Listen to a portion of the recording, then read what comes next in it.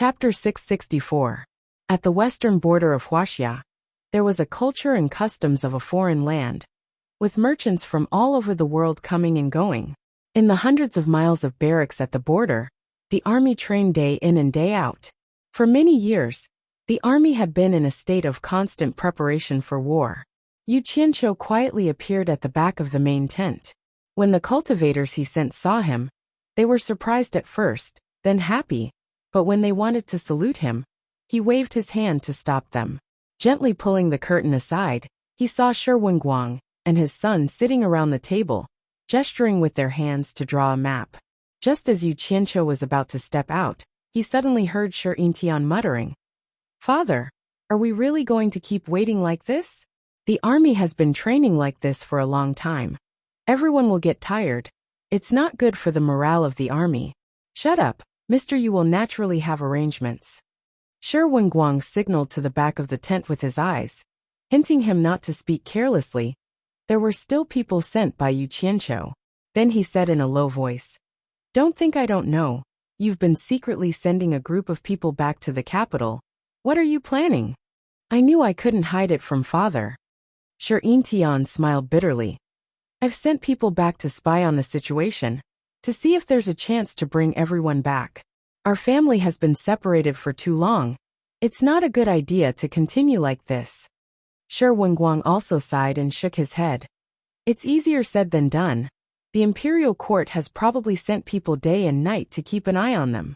Even if they can escape from the capital, it's a long journey, and there's also a heavy military presence. How can they make it? I'm afraid we can only ask for Mr. Yu's help." Yu Qianqiu smiled, opened the curtain and walked out. The day of the Grand General's family reunion is not far away. The father and son looked over, and when they saw him, they were overjoyed and cupped their hands together. "Greetings, Mr." Yu Qianqiu waved his hand at them, indicating that there was no need to be so polite, then looked at them carefully. Perhaps it was because of the hardships at the border. Shi Yintian already had the image of a middle-aged man. On the other hand, Shi Wenguang was still healthy and strong. Even after a few years, there were still no signs of aging on his face, most likely due to the pills. Yu Qianqiu's eyes finally landed on Shi Yintian, smiling. Looks like the young general can't wait any longer, and is eager to reunite with his family. Shi Wenguang was slightly startled, knowing that Yu Qianqiu had heard his son's grumbling. He hastily cupped his hands in apology and said, "It's all my son's fault. He's insensible and full of nonsense. Please forgive him." "Great General, you think too much. Who doesn't want their family to be reunited? This is human nature. What crime is there?" After saying that, Yu Qianqiu walked to the entrance of the tent with his hands clasped behind his back, and looked at the soldiers training outside. Amidst the deafening battle cries, he nodded in satisfaction. The father and son followed behind. Shi Wenguang asked, "Just now, Mr. said that the day of my family reunion is not far away. What does Mr. mean?" Yu Qianqiu suddenly turned around and strode to the commander's seat in the center. He stared at the two and asked, "If I let you make sufficient preparations before the battle, how long would it take for you to finish?" The father and son looked at each other, understanding the meaning behind Mr. Grand General's words. Their eyes were filled with surprise. Shi Yintian could not wait to answer. Half a month is enough." Yu Qianqiu frowned, staring at Shi Wenguang. "Grand General, you are an expert in war, but you can't afford to rush. I'll give you a month to prepare. Is that enough?" Shi Yintian immediately knew that he was being too impulsive. Shi Wenguang also glared at him, then replied, "Actually, we have always been preparing. It's just a small battle. The army can be mobilized at any time. If it's a big battle, it will take some time, but a month's time difference is not bad." "Good. Then I'll give you a month's time. A month later, I will bring your family back safely on time." Yu Qianqiu looked out of the tent and waved his hand. "Time doesn't wait for me. 1 month later, the army will march east. I will not directly intervene in the war between mortals, nor will I let other cultivators interfere. I've given you a chance. When the time comes, let's see if your Shi family has the ability to change the dynasty of Huaxia and earn your Shi family's eternal inheritance." After waiting for so many years, the day had finally arrived. The father and son were so excited that they could not speak, and they bowed to Yu Qianqiu. Yu Qianqiu stood at the top of a lush tree in the depths of a mountain forest. In front of him was a large manor that was connected together. Behind the manor was a huge waterfall. The rushing water split into two along the river, circling around the manor on both sides before merging into a single river and going far away. This huge manor was like a paradise. It was none other than the Wu clan, one of the four major clans that Yu Qianqiu had not set foot in for many years. Above his head, there were cultivators flying past, some alone, some in pairs, and some in groups of 3 to 5, rising and landing on the Wu clan's Hat Island. No one would pay attention to a cultivator who looked relatively young. Even if they occasionally saw him, they would just quickly pass by, not bothering to pay attention. When separating from Gu Qingyan, Yu Qianqiu mentioned that he was going to the Wu clan, and Gu Qingyan immediately informed him that the Wu clan's grand auction, that was held once every 5 years, was about to be held. Looking at the bustling scene deep in the old forest in front of him, Yu Qianqiu sighed endlessly. Time passed so quickly, he did not expect that 3 auctions had passed in the blink of an eye. These years had been spent in a busy manner, and it suddenly felt like only 2 or 3 years had passed. But looking back, it had been 15 years since he first came here. He still remembered when he was in Swallow City. He joined on Kwangsung because of a jade pendant. The past was still vivid in his mind, and counting with his fingers, it had been more than 20 years since he stepped into the cultivation world. In this way, he seemed to be in his early 40s, but in the cultivation world, 40 years old was still young. I wonder how that girl from the Wu clan is doing, Yu Qianqiu muttered to himself, standing on the treetop as the wind rose and fell, and shook his head with a bitter smile.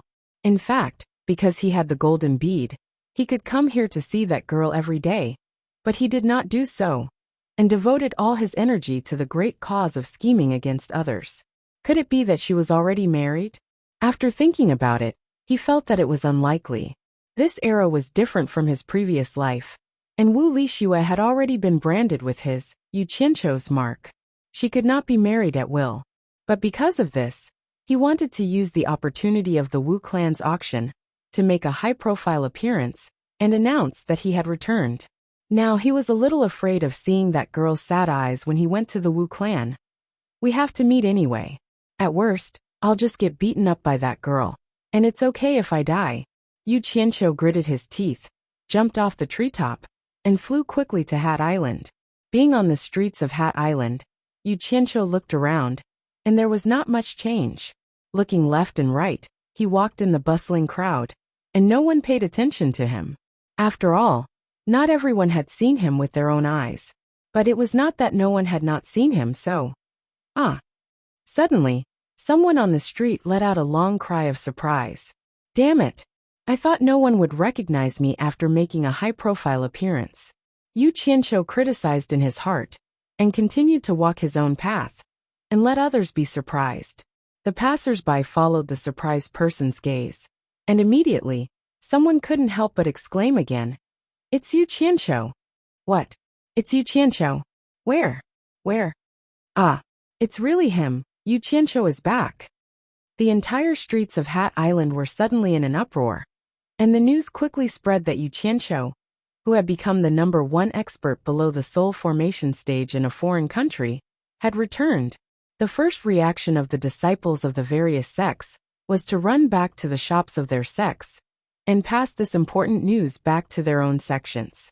Under the gaze of countless people, Yu Qianqiu felt like returning home in glory.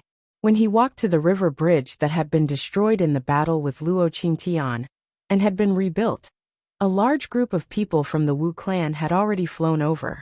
The person who was laughing was naturally the Wu clan's clan master, Wu Sihai. He had met most of the others before. Yu Qianqiu cupped his hands at them and said with a smile, "Long time no see. How are you all?" The current Yu Qianqiu was no longer comparable to the Yu Qianqiu of the past. His reputation was not just ordinary. It was said that he had been personally acknowledged by a soul formation final stage expert as the #1 expert below the soul formation stage. In addition, some of the higher-ups of the Wu clan knew that he was Bai Changchun's disciple, so they were all polite to him and greeted him back. Good, good, good. Wu Sihai looked at him and couldn't help but clap his hands and praise him a few times. He was so happy that he couldn't speak. Then he waved his hand and said, "Please." Yu Qianqiu glanced at the crowd, but he didn't see Wu Lishue's figure. After feeling slightly disappointed, he didn't stand on ceremony and flew into the sky, following the Wu clan's group to the Wu clan's residence. After arriving at the Wu clan's ancestral hall, Yu Qianqiu respectfully bowed to the remade portrait of Bai Changchun in the center. The original portrait had already been burned by him. Then, the Wu clan's people all followed suit and bowed. Ever since Bai Changchun, the #1 figure in the cultivation world, was widely known by the people of China's cultivation world, the entire Wu clan became more and more respectful to this portrait. They even sent people to guard it, so that the tragedy of being burned down last time wouldn't happen again. If that happened, they would be letting down the old ancestor. After a series of courteous greetings, Yu Qianqiu was a little impatient. He really didn't have a common language with this group of people. Just think about it. When he first met this group of tribulation-passing experts, he still felt a little excited. Now that they were asking and answering, he felt that it was boring. He could only force a smile and deal with them. It wasn't that he looked down on them, but he had seen too many big scenes. Right now, his eyesight and knowledge had far surpassed them. It felt like an adult talking to a 3-year-old child. However, he couldn't show his unwillingness because of Bai Changchun and Wu Lishue. Otherwise, with his temper, he would have left long ago. Wu Sihai understood this fellow, who liked to cause trouble wherever he went. He dismissed everyone and asked someone to lead Yu Qianqiu to the quiet guest house to rest. Chapter 665. As soon as he arrived at quiet guest house, Yu Qianqiu dismissed the Wu family's disciples who asked him if he needed anything. He strolled around the garden alone, and even peeked through the cracks in the rockery. But he did not find a place to hide someone. He could not help but look around and ponder. Didn't Wu Sihai hint that Wu Lishue would often be alone here? Where did she go? Could it be that she's deliberately avoiding me? It seems like that girl is angry that I haven't been here for a long time.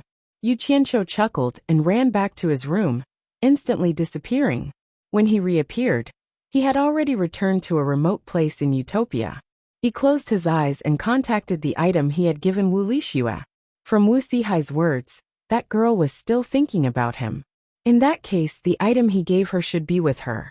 Not long after, he found the location of the item and appeared in the room again. After that, he went straight downstairs to the back room, only to find that his target location was actually a small storeroom in the corner. He frowned immediately, and without saying a word, he directly kicked the door in with a pung-pung sound. Immediately, an ear-piercing scream rang out from inside. With a murderous look on his face, Yu Qianqiu dashed in with a ball of black flames in each of his hands. When he saw the person squatting in the gray corner, he quickly scanned the surroundings warily, but he did not discover anything. He retracted the black flames in his hands, and the murderous look on his face disappeared. He stared at the person in the corner and said in shock, "Wu Lishue, what are you doing here?" He thought that Wu Lishue had been kidnapped or trapped in this small space, so he broke the door and barged in. Unexpectedly, it was not as he thought. He saw Wu Lishue hugging a ball of light that flickered and dimmed in the corner of the storeroom full of junk. Wu Lishue was looking at him with her eyes blinking. She was completely fine. Seeing that she did not say anything, Yu Qianqiu asked curiously, "What did you scream about?" He did not know that he had suddenly kicked the door open and startled her. Wu Lishue shook his head and slowly moved over. He weakly bowed and said, "Mr. Yu." Then he quickly walked out. Yu Qianqiu was stunned by the way she addressed him as Mr. Yu. Then he suddenly realized that this girl was really angry. So, he quickly dashed out and stood in front of Wu Lishue. He originally wanted to reprimand her, but he discovered that this girl looked haggard and didn't have the lively and adorable liveliness she used to have. He immediately became discouraged and lowered his head to admit his mistake. "I was wrong. I shouldn't have not come to see you for so long. Are you angry? I promise I won't do it again. Li Shui, please give me another chance." I'm afraid that you'll ignore me.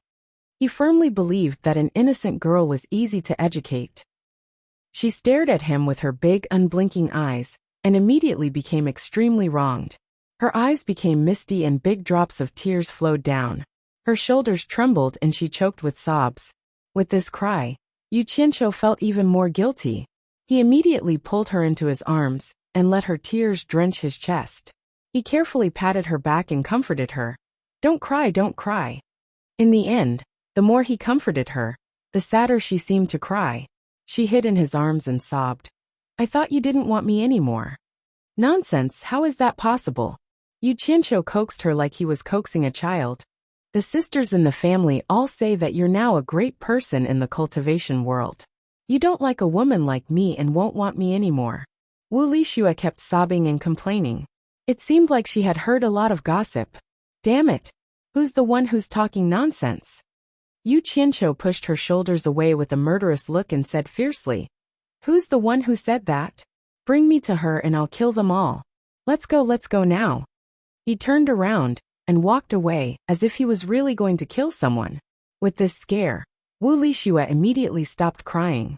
She grabbed him with one hand and panicked. Don't. They're just saying it casually. Don't kill them. She grabbed him with one hand and held on to something in her other hand that was red and bright. She refused to let go. They're just saying it casually. Why are you crying like this? I don't believe it. Let's go and settle the score with them.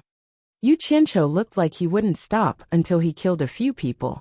He actually pushed the reason why she was crying to someone else, and he did it so confidently. How could Wu Lixue withstand his bluff? She was really scared out of her wits. She grabbed onto him with all her might and shook her head with all her might. I won't cry anymore. It really isn't their fault. She knew Yu Qianqiu's style of doing things. Back then, he didn't even blink when he killed the Wu clan's elder. Why would he care about the lives of a few unrelated little girls? Yu Qianqiu turned around and asked, You really won't cry anymore? You were the one who said that the sisters in the clan were gossiping. You're still crying. It must be true. I'll kill them now. He acted like he was going to kill someone again. I won't cry anymore. I really won't cry anymore. Wu Lixue's face was covered in tears, but she tried her best to squeeze out a smile to tell him that she really wouldn't cry anymore. In the end, her smile was even uglier than her crying. Yu Qianqiu's heart softened. He couldn't bear to bluff her anymore. He bent over and carried her in his arms. He ran up the stairs and into the room.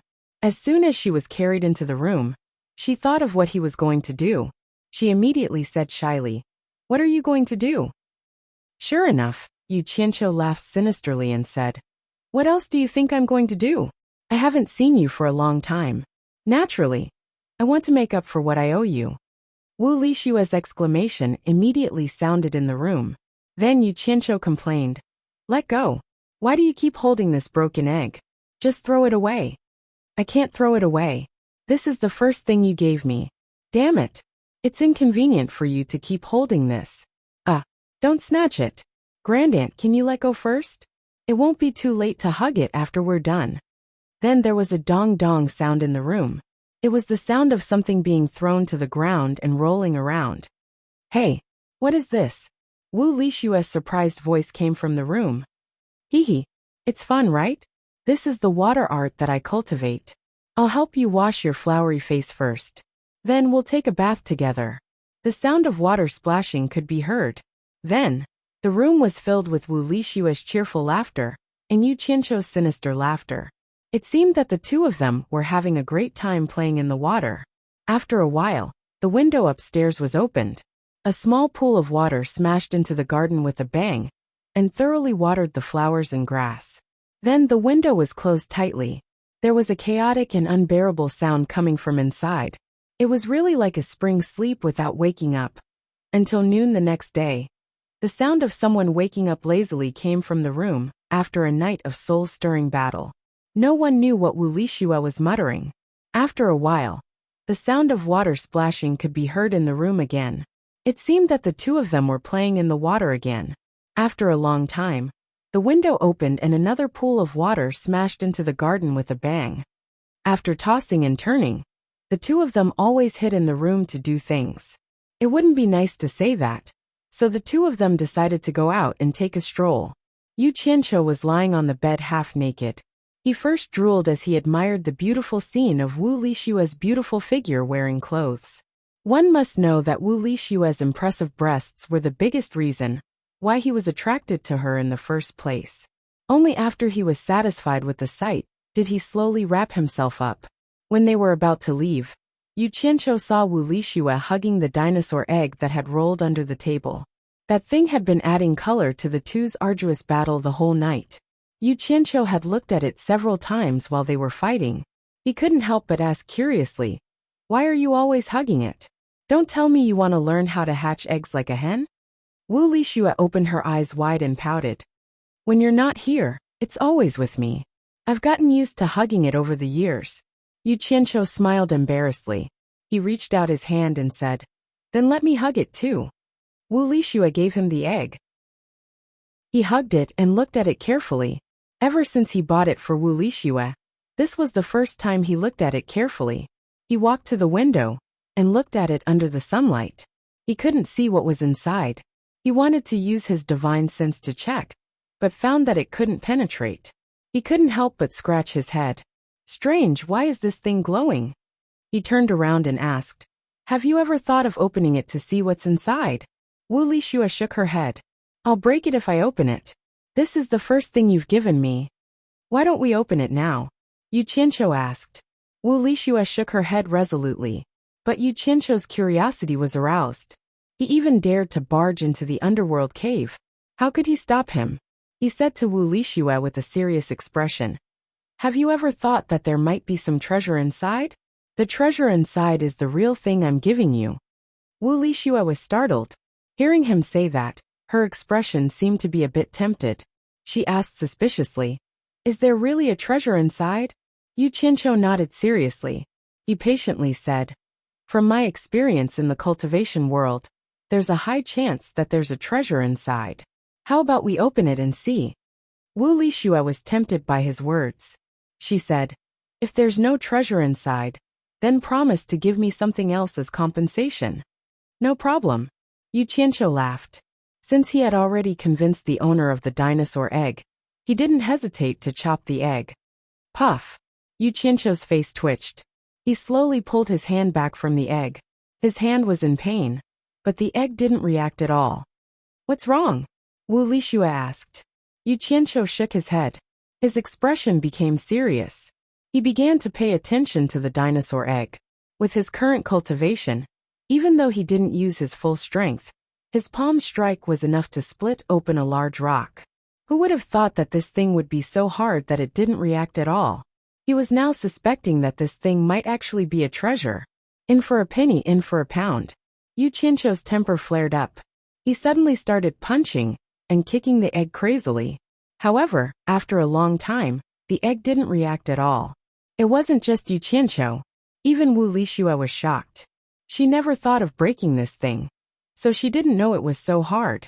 In her mind, Yu Qianqiu was known as the #1 cultivator below the soul formation stage, so his cultivation level must be very high. Even a piece of black iron should have been deformed by his attacks. But this so-called egg didn't have any reaction at all. This was incredible. Chapter 666. It can't be helped, it's forcing me to be ruthless. Yu Qianqiu laughed and placed the glowing dinosaur egg on the table with a sinister expression. Wu Lixue saw his sinister smile and couldn't help but ask in a small voice, "What do you want to do?" "Of course I want to open it," Yu Qianqiu said as he pulled out a large black saber from his storage pouch. Wu Lixue was dumbstruck. She naturally knew of the reputation of this large black saber. It was a treasured saber that could cut through anything. "Be careful, don't break the treasure inside," Wu Lixue said worriedly. "It's fine, I know what I'm doing." As he spoke, Yu Qianqiu's saber had already landed on the egg. Dong! A crisp sound rang out. The saber collided with the egg, emitting a sound that wasn't made of gold, wood, iron, or stone. The two of them looked over at the same time. The egg was still sitting on the table without any damage, but there was a white mark on its surface. Yu Qianqiu reached out to touch the white mark. Who would have thought that it would be like a chalk drawing? easily erasing it without a trace. The two of them looked at each other speechlessly. Yu Qianqiu looked at the large black saber in his hand, then looked at the egg-like glowing red object in disbelief. He simply couldn't believe that the unparalleled sharpness of his large black saber couldn't cut through this thing. Up until now, he only knew that the dark iron could slightly restrain the large black saber, but it couldn't completely block its sharpness. As for other things, it couldn't block them at all. Who would have thought that they would meet a tough opponent today? Wu Lixue's eyes were also filled with disbelief. She had heard that even soul formation stage experts wanted to steal this treasured saber, so it was easy to imagine how powerful it was. She never thought that the object she was always hugging would be so hard. She blankly said, "I can't open it, what do we do?" "I don't believe it." Yu Qianqiu spat. His saber whistled through the air, whistling through the air. With a plung sound, the table fell apart. The two of them could only watch as the egg smashed a hole in the floor and fell downstairs. There wasn't much commotion above, but there was a loud bang below. Even those standing above could feel the tremor. The two of them looked at each other speechless. In for a penny, in for a pound. Since the floor was already broken, Yu Qianqiu dragged his saber and drew a circle on the floor, directly creating another large hole. Wu Lixue didn't have any objections, and the two of them jumped down. In the end, he found that the stone floor at the bottom had been smashed into a deep pit, and the things in the room were destroyed by the flying rocks and soil. Even after 2 layers of buffering, Yu Qianqiu was still able to create a large hole. One could imagine how much strength Yu Qianqiu used. In the middle of the crater, the dinosaur egg lay there quietly. Its red light flickered, as if it was looking down on someone's actions. Wu Lixue jumped into the hole and dug up the egg. After the two of them examined it carefully, they found that the broken thing was still stable and undamaged, except for some dirt. Yu Qianqiu was speechless as he sheathed his broadsword. He knew that if he couldn't even leave a mark on it, it would be futile to try to cut it again. He had to think of another way. At this moment, the sound of many people rushing down could be heard from the garden outside. It was obvious that they had been attracted by the commotion here. Yu Qianqiu took the egg from Wu Lixue's hands and gave her a look, signaling her to send them away. Then, he scurried back through the hole on his head and hugged the egg to study it in the room. After a while, Wu Lixue hurriedly came back. When she entered the room, she was shocked and exclaimed, "What are you doing?" The room was flashing with green light. She saw Yu Qianqiu holding the egg with one hand. There was a brilliant green flame burning in his palm, wrapping around the egg in his hand and burning it. Yu Qianqiu tilted his head and chuckled. "Since I can't split it open, I'll use fire. If fire still doesn't work, I'll boil it in water. In any case, I'll try all kinds of methods and it might work. If it really doesn't work, I can only give up. Who knows what this thing is? In any case, it can't be an egg. There can't be such a hard egg in this world. Hehe. Maybe it's some rare material for refining artifacts. One day, I'll show it to the world's #1 refining expert, old ancestor Nan Ming. Maybe he'll recognize what it is." Wu Lixue nodded and silently stood beside him to observe. In the end, after half a day, there was no reaction from the egg. The red light was still flashing, and even the color didn't change. Wu Lixue couldn't help but ask, "Is this going to work?" "Treasure, treasure, it really is a treasure." Yu Qianqiu clicked his tongue. Although he didn't know what it was, the big black knife couldn't split it open. Even the highest temperature of the condensed green fire couldn't burn it. Just based on these 2 points, this thing was definitely not ordinary. It wouldn't be too much to call it a treasure. "Let's boil it again." Yu Qianqiu did as he said. He opened his other hand, and clear water flowed out of his palm like a spring. But at this moment, the two of them exclaimed in unison, and their gazes focused on the egg. They saw that the strange thing that was being burned by the green fire suddenly stopped flashing red. After the last flash of red light, the red light solidified on the surface and didn't disappear anymore. It wasn't like before, where it kept flickering red and dark. However, the red light seemed to be stronger and brighter than before. Furthermore, it was getting more and more dazzling, illuminating the whole room in a bright red. What happened to it? Wu Lixue raised his hand to cover his eyes. It seems like burning it with fire is working. Continue burning it, I want to see what will happen. Yu Qianqiu put away the water that came out of his other hand. He squinted his eyes and continued to roast it with the green fire with an excited expression. However, when the red light was so strong that one couldn't look at it directly, the dazzling light started to recede, giving off a feeling that it had reached its peak. In the end, the red light became weaker and weaker. Slowly, the red ball that was being burned by the green fire turned into a black ball. The dazzling red light could no longer be seen, as if all the energy had been released. Wu Lishua's eyes widened, and he asked again, "What happened to it?" "You're asking me, but who am I supposed to ask?" Yu Qianqiu was speechless. Suddenly his expression changed.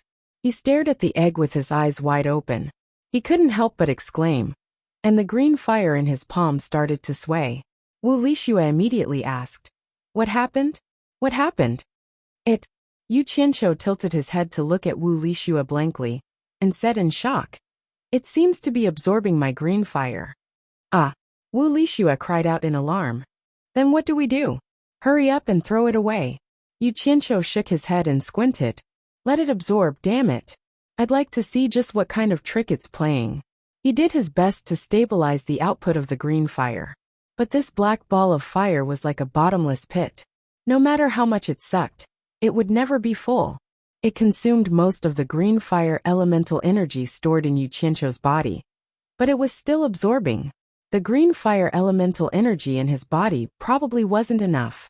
Yu Qianqiu was wondering if he should take this thing to Twilight Valley's lair of green fire, to see just how long it could absorb, and what it would become. Suddenly, the black fellow's absorption speed increased, and the green fire before him was visibly being devoured. Alarmed, Yu Qianqiu clenched his teeth and tried to pour out all the green fire in his body, but the black fellow seemed rather sensible. It knew that Yu Qianqiu didn't have much left and was embarrassed to ask for more, so it suddenly stopped absorbing. Damn, this fellow really knows how to play with people. Yu Qianqiu was speechless. After a while, there was still no reaction, so he used the green fire in his palm to roast it a few more times, but there really was no reaction. Had it been full? Yu Qianqiu suspiciously withdrew the green fire back into his body and stared motionlessly at the black fellow. Wu Lishua looked at the black egg, and then back at him. Seeing the rich variety of expressions on his face, she didn't know what was going on that outsiders didn't know. She wanted to ask what was going on, but when she saw Chen Chongqing's unwavering gaze, she was afraid of disturbing him. After a long while, the two of them glanced at each other in confusion, wondering just what they had been doing all this time. The black egg was completely motionless. Outside, night had fallen, and the sky was filled with stars. Another day had passed. What do we do? Yu Qianqiu no longer had any temper with the black egg, and didn't want to continue tormenting it. So he began to consult Wu Lishua. Wu Lishua took the black egg back and looked it up and down. Except that it no longer glowed. There was no difference from before. She turned her head and asked, "Don't you want to boil it with water?" Yu Qianqiu's expression twitched. He estimated that there would be no reaction even if he boiled it with water, so he didn't want to waste time. He looked out of the window and said with a smile, "Now it's dark. Let's get down to business. We'll talk about it later." After saying that, he held Wu Lishua up, causing the latter to exclaim. The two of them went to bed happily. As soon as they turned over the big quilt, Yu Qianqiu's complaining voice came. "My dear lady, didn't you just put it aside? Why did you suddenly appear out of nowhere and bring it up again? Give it to me." A big foot stretched out from under the quilt and kicked Haydn out. Then it kicked Haydn directly to the bottom of the bed and made him roll around. There was a lot of movement on the bed. The passionate love disturbed the tranquility of the night. The sun was rising, and it just bloomed with golden light on the distant horizon. Yu Qianqiu was sleeping in the quilt, but he was woken up by someone. He opened his sleepy eyelids and saw Wu Lishua staring at him. So he closed his eyes without hesitation and waved his arms to push Wu Lishua, who was supporting her upper body, down to sleep with him. Unexpectedly, Wu Lishua hurriedly pushed him awake again. She pointed outside the bed and said in surprise, Look. Yu Qianqiu didn't know what she wanted him to look at. Suddenly, he heard the sound of something rolling on the floor. He opened his eyes wide and looked back. He saw the black egg that was thrown to the ground yesterday was rolling on the ground alone. Chapter 667. What does that mean? Yu Qianqiu was a little dumbfounded. This thing that couldn't be cut open by the peerless sword, and couldn't be burned by the green flame, actually moved by itself. What the hell is going on? He was dumbfounded, but Wu Lixue, who was behind him, quickly put on his clothes and said excitedly, "Let me see what's wrong." Climbing over Yu Qianqiu, he didn't even have time to put on his shoes and socks. Barefooted, he got off the bed and ran over. That black egg rolled here and there. Seeing that it was about to roll into the hole that Yu Qianqiu dug on the floor, Wu Lixue bent down and picked it up. His big eyes were filled with curiosity as he stared at the egg without blinking. Holding it in his hands and shaking it, he put it to his ear to listen. Suddenly he let out a cry and looked at Yu Qianqiu in surprise. "Yu Qianqiu, there's really something moving inside." Yu Qianqiu revealed an idiotic expression and asked foolishly, "What's moving?" "I don't know." Wu Lixue looked at the black egg in his hands and asked, "Don't you think it looks like an egg?" "Do I need you to remind me?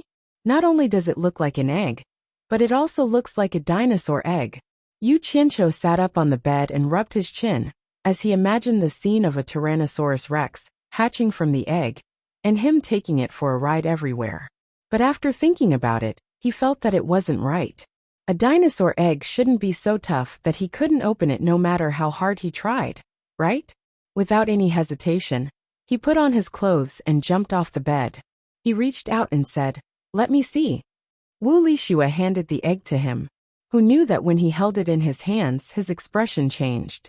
He saw that the egg that was still quietly in Wu Lixue's arms immediately started to shake the moment it was in his hands. The egg shook violently, and even Yu Qianqiu's arms started to shake. Wu Lixue was confused, but Yu Qianqiu was dumbfounded. He didn't know what it meant either. Beep, beep, beep. The entire room was filled with the sound of hurried rioting. Yu Qianqiu's face was flushed red.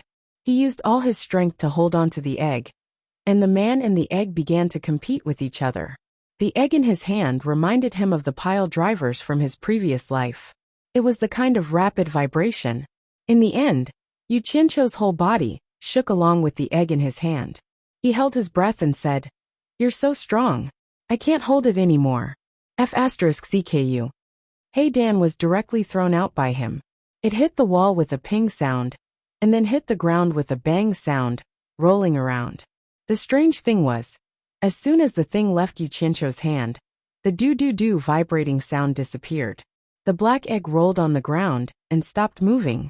Yu Qianqiu was dumbfounded again. He said in astonishment, F***CKU. It can't be so strange, right? Is there really something wrong with my character? Wu Lixue looked at the black egg, and then looked at Yu Qianqiu. She couldn't help but laugh. Why was it fine in her hand, but it was haunted when it was in his hand? She held back her laughter, and tentatively walked to the black egg to hold it. Sure enough, it was fine. Yu Qianqiu's face darkened. Wu Lixue only took a glance at it, and immediately burst into laughter. She laughed so hard that she rocked back and forth with joy. D***MN girl. If you dare to laugh again, I will strip your clothes and spank you. Yu Qianqiu threatened with a hazy face. I won't laugh, I won't laugh. Wu Lixue smiled and shook her head again and again. Suddenly, her smile froze on her face. She slowly looked down at her hand and said, Yu Qianqiu, come and have a look. It seems that there are many cracks on it. Really? Yu Qianqiu's face was suspicious, but then it turned into curiosity. He said excitedly, Where? Where? Let me have a look. His two outstretched hands just touched the egg, and then he retracted them. He smiled embarrassedly. You hold it. This broken thing is not right with me. The two of them looked at each other's heads, and carefully observed the surface of the black egg. If they didn't look carefully, they really couldn't find that there were crisscrossed and very regular tiny cracks on the surface of the black egg. The distance between the cracks was almost the same as the size of the square, as if this egg was put together by many pieces. Yu Qianqiu couldn't help but reach out to touch the surface. He said with a tut-tut, It's really a crack. Is this thing really an egg? Is there something hatching in it? Suddenly, there was a beep sound again. Yu Qianqiu quickly retracted his hand that was touching it. As expected, it verified the rule that he couldn't touch it. Wu Lixue looked at his embarrassed appearance of retracting his hand and began to hold back a smile on her face again. However, she seemed to be complacent a little too early this time. It was good that Yu Qianqiu retracted his hand, but the beep sound sounded again, and it was very violent and continuous beep. Wu Lixue's cultivation was far worse than Yu Qianqiu's. The egg in her hand almost jumped out, and her hands were jumping, and then there was no more movement. Looking at Wu Lixue's surprised expression, Yu Qianqiu finally felt a little better. At first, he thought it was really because of his character that even this black egg didn't like him. Now it seemed that it had nothing to do with his character at all. It was just a coincidence before. Maybe there was really something hatching in this egg, and it wanted to break the shell from the inside. Beep. Pa. Wu Lixue's arms jumped violently because of the jumping black egg. She almost let go of her hands, but she forcibly pulled them back. However, Yu Qianqiu's eyes lit up, because he saw a little silver light popping out of the eggshell. It was sometimes black, sometimes silver, and sometimes black. Yu Qianqiu stretched out his arm and caught the small piece that flipped in the air. He casually looked at it and suddenly said with a smile, "This egg is finally broken. It's not easy." Because of the slightly curved small piece in his hand, the slightly concave side was shining with dazzling silver light, and the slightly protruding side was black and inconspicuous. Obviously, it was the eggshell of the black egg. Yu Qianqiu shook the eggshell in his hand and said, "Lixue, look at what's inside the egg." Before he finished speaking, he found that without his reminder, Wu Lixue had already squinted one eye and curiously looked into the hole on the eggshell.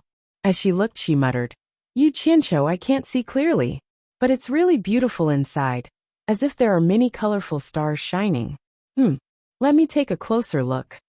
Little did she know that at this time, Yu Qianqiu was staring at her with his mouth wide open. Just as Wu Lixue squinted her eyes to look inside the egg, he saw a colorful light shining from the hole on the eggshell, shining on Wu Lixue's face. Then, like a dream, an incredible scene appeared. The colorful light shone confusedly, and the sparkling colorful stars twinkled delicately, intertwining to form a ray of colorful shining stars. Like a thin mist, it floated dreamily from the hole. Wu Lixue seemed to not notice it at all. She squinted one eye and continued to look. Her face was full of obsession, as if she was attracted by the gorgeous colors in the hole. As she breathed in and out, the thin mist that shone like the colorful stars was actually sucked in by her. She was still smacking her lips and sniffing with all her might.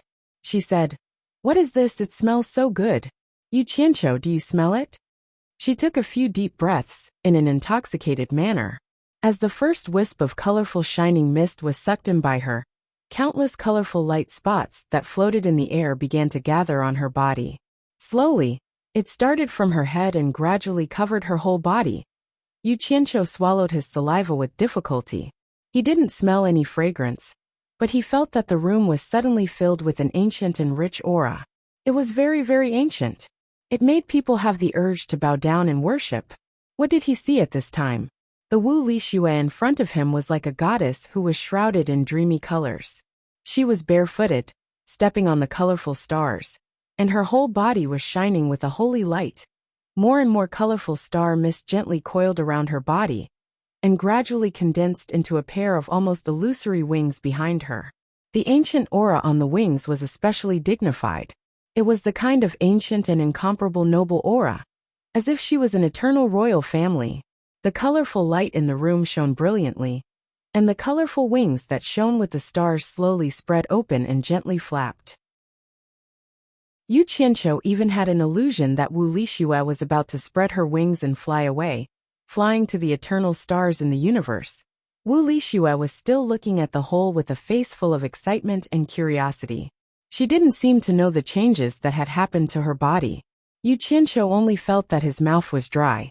He wanted to call out to Wu Lixue, but he was a little speechless. He subconsciously felt that this was probably a good thing for Wu Lixue, and he should not disturb her. However, the scene in front of him was too dreamy. It was so beautiful that it was breathtaking. He had never seen anything like this before. After a long time, the dreamy colorful mist in the egg seemed to have dissipated. The large wings behind Wu Lixue also slowly retracted quietly. And then all the colorful light quietly attached to Wu Lixue's body and disappeared, as if it had drilled into Wu Lixue's body. The colorful color in the room also disappeared, and it returned to normal. Yu Qianqiu silently stared at the egg in Wu Lixue's hands. If he hadn't experienced the strange things that happened to this strange egg from the beginning to the end, he wouldn't have believed that what he saw just now was real. However, he saw it clearly from the beginning to the end. He was the driving force behind the whole thing. Damn it! This egg was definitely not simple. Yu Qianqiu looked at Wu Lixue, who was still holding the egg and looking at it from the hole with her eyes. And he didn't know whether to laugh or cry. It seemed that the person involved didn't know what happened, and he was afraid that he was the only witness to this matter. This girl might have encountered some kind of fortuitous encounter. Yu Qianqiu wanted to tell Wu Lixue what happened, but just as he opened his mouth, he thought about it and held it back. He felt that it was better not to tell her for the time being. This girl was too naive, and if someone with ulterior motives got something out of her mouth, it would harm her instead. As her man, he had the responsibility and obligation to protect her from harm. Chapter 668. With this thought in mind, Yu Qianqiu decided not to mention what he had just seen, at least not to anyone in the short term. Otherwise, he did not know what would happen if word got out. He hoped that he could do his best to let her remain pure for the rest of her life and experience fewer troubles. Why are the colorful stars gone? Wu Lixue frowned and muttered. Then, she raised her head excitedly and shouted to Yu Qianqiu. I saw something inside, guess what it is? Yu Qianqiu silently looked at her, his eyes filled with love as he smiled and said, I'm guessing it's something with wings. Wu Lixue was stunned and asked in surprise, How do you know? Then, she squinted her eyes and continued to look. It has wings, but it is not moving, so I can't see what it is. It's moving, it's moving. Yu Qianqiu's interest was immediately piqued. He really wanted to see what was inside that caused such a miraculous scene. Just as he was about to reach out to hold the egg in Wu Lixue's hand, the entire egg suddenly became surrounded by a colorful halo, making a series of pa-pa-pa sounds and bursting with a dazzling light. When the two closed their eyes, they heard a series of sounds of things falling on the floor. When the dazzling light disappeared, and the two opened their eyes again, the egg in Wu Lixue's hand had disappeared. Between the two of them was an ugly strange bird. Looking at it, it was flying proudly and arrogantly. Just the way it turned its head and looked around, it seemed to be saying, I finally broke out of the egg. Crow! The two of them exclaimed almost at the same time. Then they looked at each other in shock, thinking that they had seen wrongly. Just think about it. After spending so much effort and so many strange things, a strange egg that took 2 days to hatch turned out to be a crow. Moreover, this crow was uglier than a crow. It was a crow that did not look alike. It basically had the outline of a crow and shiny black feathers, but there were 3 colorful feathers on its head. Its beak and claws were a dazzling gold, and the feathers on its head and neck glowed with a purplish-blue metallic luster. Its body seemed to be much wider than an ordinary crow's. 2 eyes brimming with intelligence blinked. But generally speaking, the closest bird was a crow. Wu Lixue was a little better. After all, she didn't see the shocking scene that happened to her. But Yu Qianqiu found it hard to accept that such a breathtaking and magnificent scene was actually a crow? How was this possible? The crow flapped its wings and looked around proudly, as if it could understand what the two of them were saying. When it heard the two of them exclaiming crow, it seemed to have suffered a huge blow. It staggered and almost fell on the floor. Fortunately, it flapped its wings desperately and flew up. His head turned left and right, sizing up the two of them. His intelligent eyes were actually filled with grief and indignation, an indescribable desolation, as if he had been humiliated. The two of them were stunned by the crow's dramatic expression. Could it be that the crow could understand human speech? Yu Qianqiu looked at it carefully. It seemed to be quite different from a crow, but overall, It still looked like a crow. He then asked tentatively, "What bird? Can you understand what we're saying?" The crow glared at him angrily and turned its head away arrogantly, as if it couldn't be bothered with him. "Oh ho!" Yu Qianqiu raised his two sleeves and threatened with a sinister expression. "Little bastard, you've got guts. You've just hatched and you dare to show off. If I let you flop around for another 2 days, you'll turn the sky upside down. Do you believe that I won't pluck your feathers right now and let you run naked on the ground?" The crow flapped its wings and immediately turned around to glare angrily at them. The purplish-blue metallic feathers on its neck opened up, as if it wanted to fight it out with Yu Qianqiu. "Feathered bastard, you're asking for a beating." Yu Qianqiu opened up his claws, wanting to grab it and beat it up. Wu Lixue, who was watching from the side, couldn't help but laugh. Seeing that he was really going to make a move, she immediately called out to stop him. "Yu Qianqiu, don't hurt it." Seeing that she was protecting it, Yu Qianqiu retracted his outstretched hand and grinned. "I was just trying to see if it could really understand us. From the looks of it, it really can." Hearing him say that, Wu Lixue's eyes lit up. From the crow's actions, it seemed like it could really understand human speech. Wu Lixue's eyes immediately lit up as she looked at the crow. Suddenly, her nose twitched and she said, "Yu Qianqiu, do you smell that? It smells so good. It's the fragrance I smelled just now." Ever since the crow came out, the room had been filled with a strange fragrance. It was just that his attention had been focused on the crow, and he had not noticed it. Now that Wu Lixue mentioned it, Yu Qianqiu sniffed it. It was indeed very fragrant, like musk or orchids. He could not describe the fragrance, but it made him feel refreshed. The crow flapped its wings and looked around.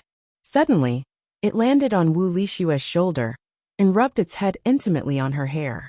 Wu Lixue was tickled by it and could not help but giggle.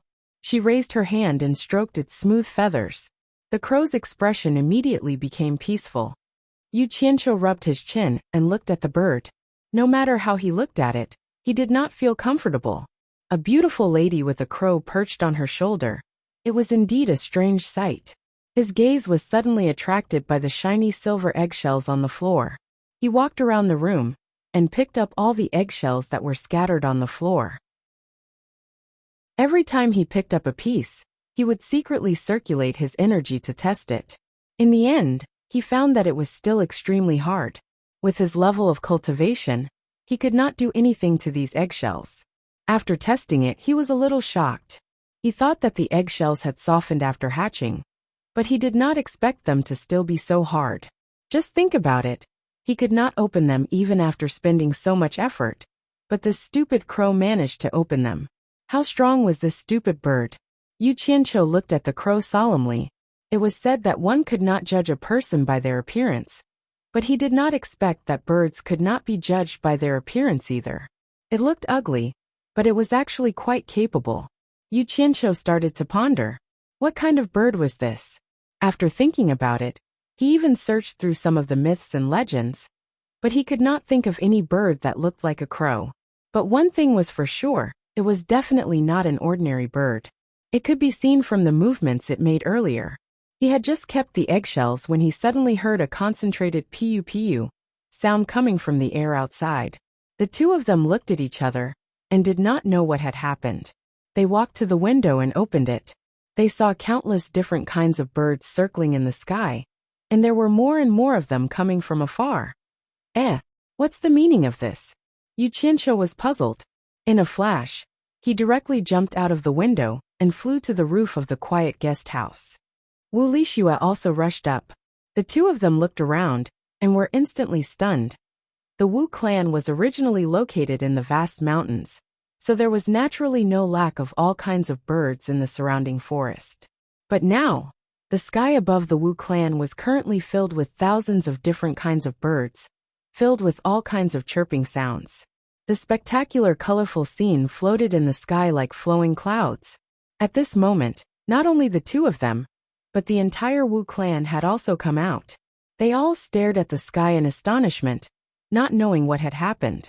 The cultivators of the various sects on Hat Island were also looking at the Wu clan from afar, and all of them were amazed. Wu Sihai led a few Wu clan elders and flew to the Wu clan's defensive sentry tower. The disciples on the sentry tower did not know what to do. Their duty was to stop people who trespassed into the Wu clan. But there was no such thing as stopping birds that trespassed into the Wu clan. Seeing that the clan head had arrived, they immediately asked the clan head if they should drive them away.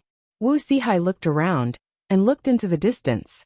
He saw that there was a continuous flow of all kinds of birds coming from the dense forest, forming a trend that covered the sky and the sun. It made one's scalp go numb. The elders looked at each other. They had seen all kinds of birds, but no one had seen so many birds gathered together. It was simply a great spectacle. Wu Sihai looked at the densest flock of birds in the sky. He did not know what attracted them there, and they were circling below the quiet guest house. Wu Sihai's gaze suddenly focused, and he saw Yu Qianqiu and Wu Lixue on the roof of the quiet guest house. The two of them were pointing at the birds above their heads. Wu Sihai's immediate judgment was that this matter was definitely caused by Yu Qianqiu. This was because this fellow would cause a commotion no matter where he went. Even if someone told Wu Sihai that this matter had nothing to do with Yu Qianqiu, Wu Sihai would not believe it. He did not believe that this fella had nothing to do with Yu Qianqiu during normal times. It would be strange if this matter had nothing to do with him. There's no need to drive them away. Nothing will happen. Wu Sihai instructed the disciples on the sentry tower. But you all have to be vigilant. Be careful of people trying to fish in troubled waters. Although the disciples on the sentry tower did not know why he was so sure that nothing would happen, they still obeyed the order and retreated.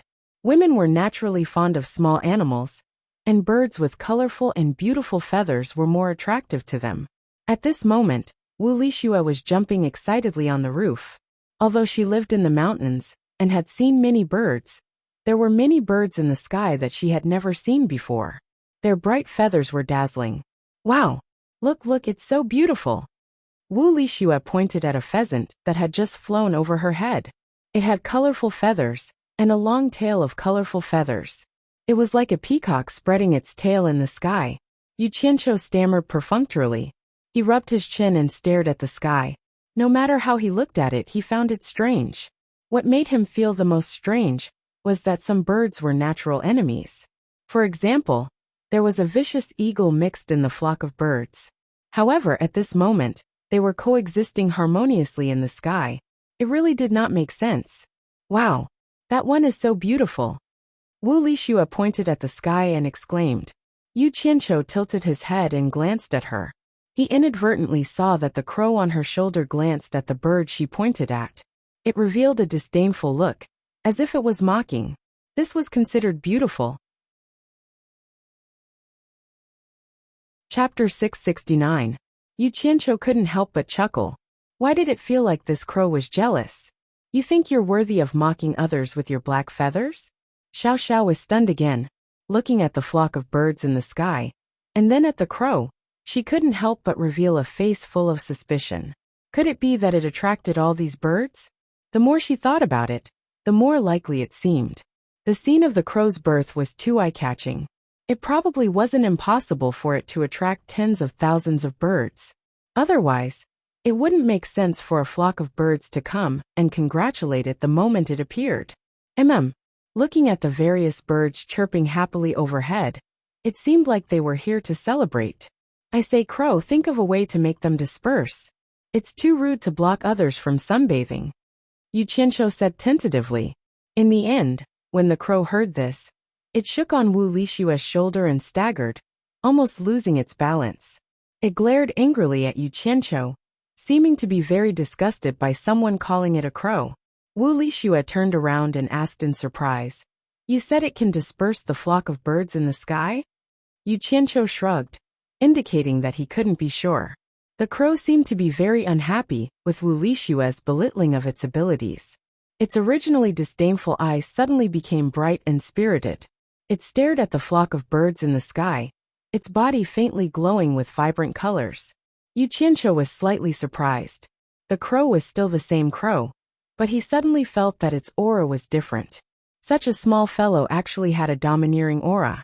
At this moment, the birds in the sky suddenly disrupted their circling formation, and began to descend one after another. In the blink of an eye, all the birds in the sky disappeared. Only feathers of various colors slowly floated down.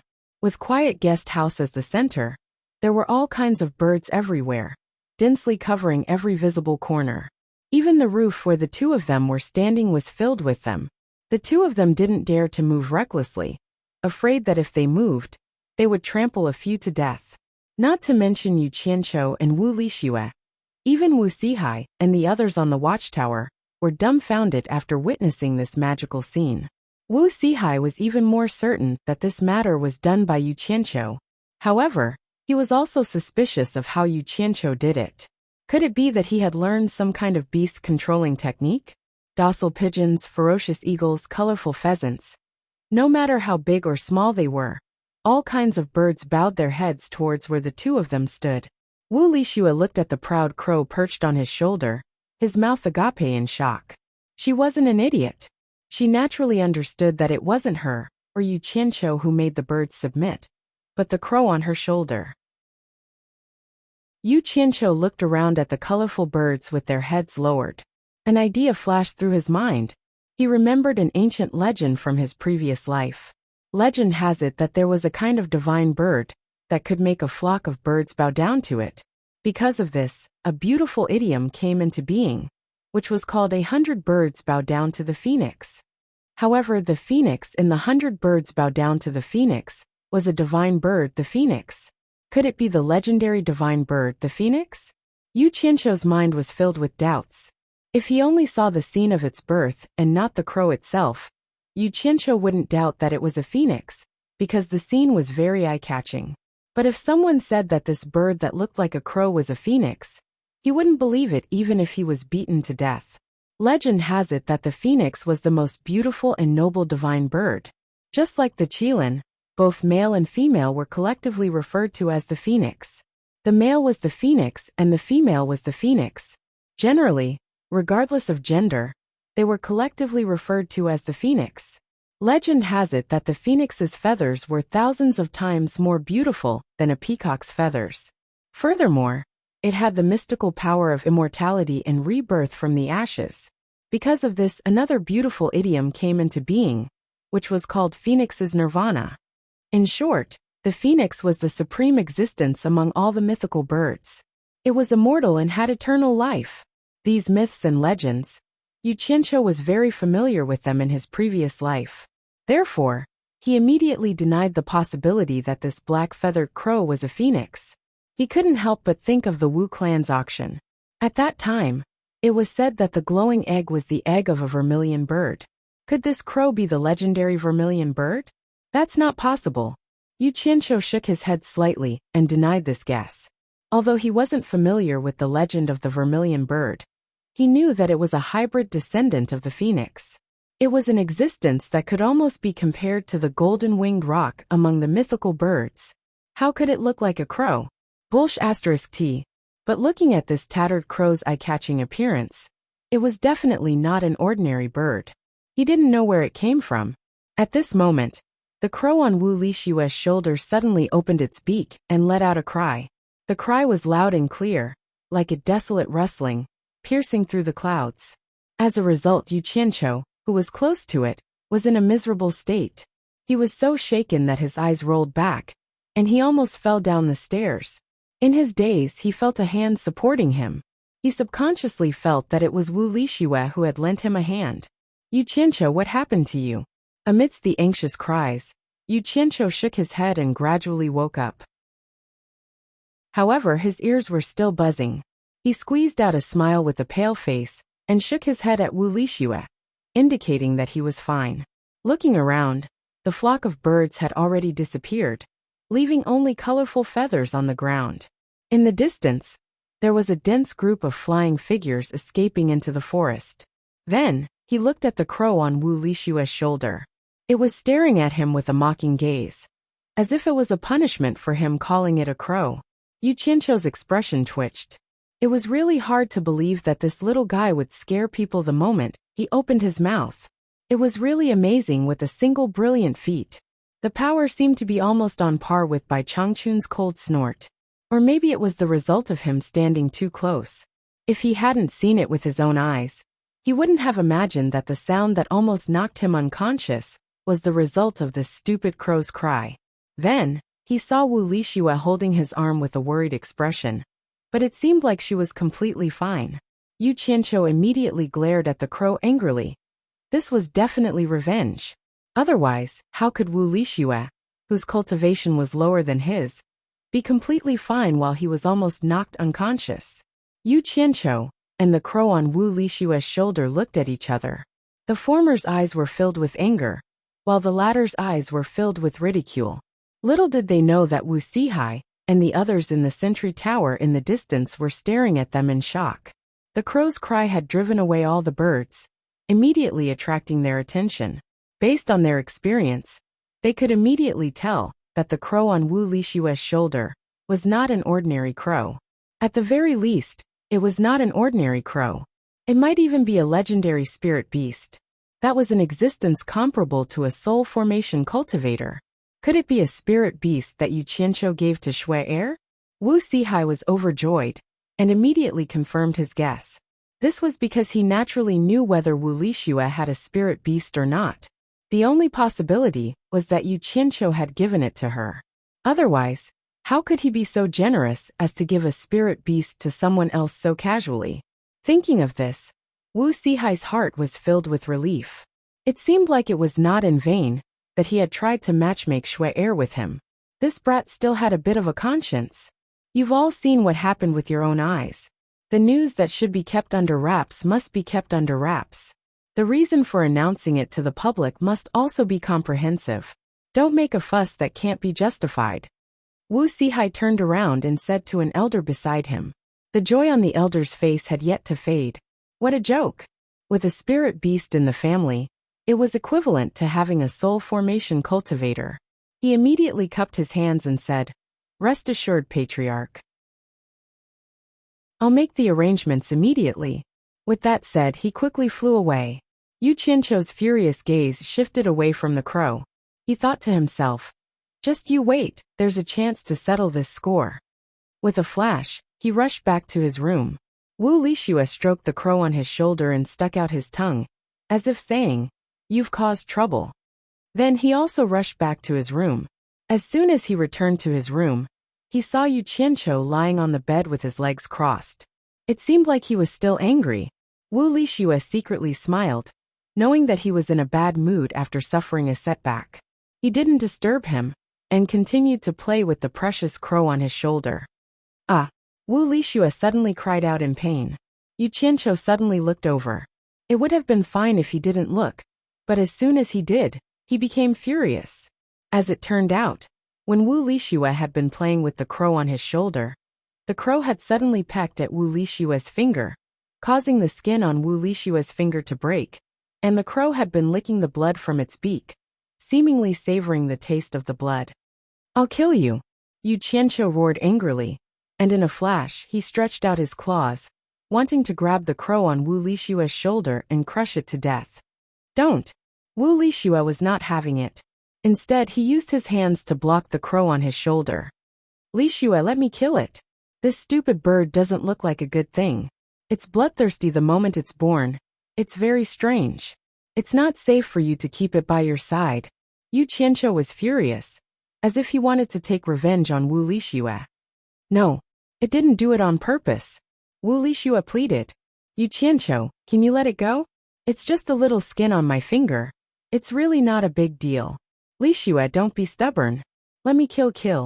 Yu Qianqiu couldn't finish his sentence. The crow on Wu Lixue's shoulder had closed its eyes that were filled with intelligence, and the 3 colorful feathers on its head were actually emitting a faint rainbow glow. What was it doing? Wu Lixue also noticed this strange phenomenon, and both of them were stunned. There were too many miraculous things about this crow, and it was beyond their imagination. Yu Qianqiu's anger disappeared just like that. His finger slowly scratched his chin, and he thought to himself, could it be that this stupid bird is evolving? Not long after, the crow's eyes suddenly opened, and it stared at Yu Qianqiu with a piercing gaze. With a clear and melodious voice, it shouted, "What did you call me? How dare you call this god a stupid bird? The two of them almost fainted when they heard it. Yu Qianqiu's face was filled with disbelief. He pointed at it and stammered. You were the one who spoke just now. The crow shook its head in anger. That's nothing. This god was born to understand any language. Anything that can speak in this world, as long as it offers a drop of blood for this god to extract. This god will be able to learn their language in no time. But don't misunderstand, this god is incomparably noble. I won't extract just anyone's blood. For example, your blood is not worthy for this god to extract. The person it was looking down on was naturally Yu Qianqiu. Chapter 670. However, Yu Qianqiu did not seem to mind its words of disdain, instead staring at it suspiciously, sizing it up. The crow snorted coquettishly. What's wrong? Dumbfounded. You've never seen a bird that can talk like this god, right? Wu Lixue was dumbfounded, her hands covering her mouth in shock. Yu Qianqiu raised an eyebrow, his gaze sweeping across the crow's chest and between its legs. Suddenly he asked weakly. From your voice, it sounds like a woman's voice. Are you a female? Shameless fellow. The crow's voice was filled with humiliation, its wings covering its chest, looking like a woman who had discovered that she was being peeped on by a man. Haha. Yu Qianqiu laughed evilly, waving his hands. Don't worry. Even if you're a female, I'm not interested in birds. A whole body of black fur. There's nothing much to look at. The crow immediately buried its head into Wu Lixue's ear, saying, Shuer, you have to control your man. It called me Shuer. Wu Lixue felt like she was dreaming. Looking at the wound on her finger, she was speechless. Haha, you really act like a woman. Yu Qianqiu circled around Wu Lixue twice, but he was actually looking at the bashful bird. He clicked his tongue and said, If I hadn't seen the scene of your birth, I would have thought that Brother Ba was mimicking you. But there's nothing strange about that. What has this great master not seen before? Let alone a talking crow like you. This great master has even seen a talking dragon. The crow's head suddenly lifted up, looking at Yu Qianqiu curiously. You've seen a dragon?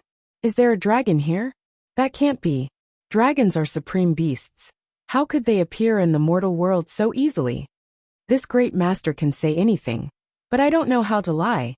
Do you think I'll lie to a crow like you? Yu Qianqiu waved his hands disdainfully, asking. Tell me the truth, what kind of bird are you? You don't seem like an ordinary crow. Could it be the legendary vermilion bird?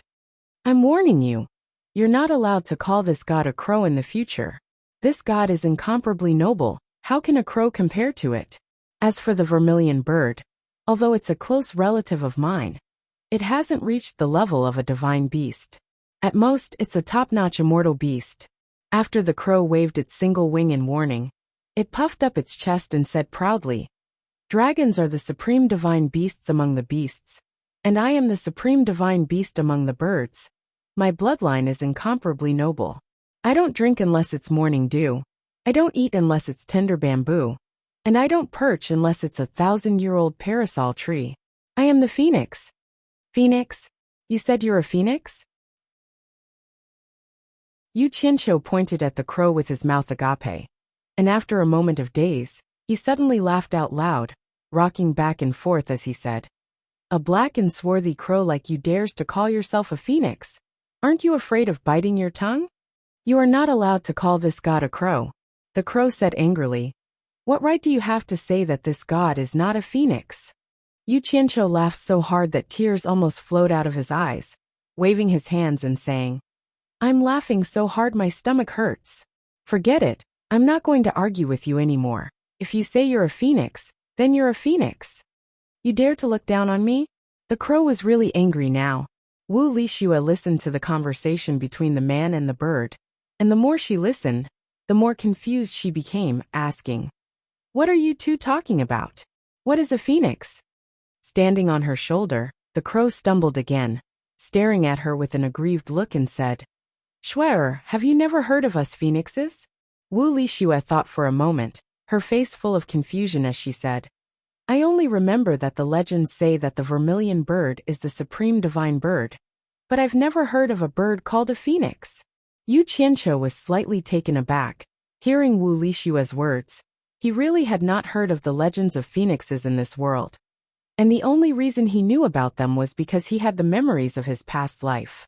The crow lowered its head weakly, muttering to itself. Could it be that no phoenix has ever descended in this world? That's impossible. My mother should have descended in this world before. Didn't she leave behind any legends? All of a sudden, it raised its head and stared at Yu Qianqiu, asking, "Then how do you know about phoenixes?"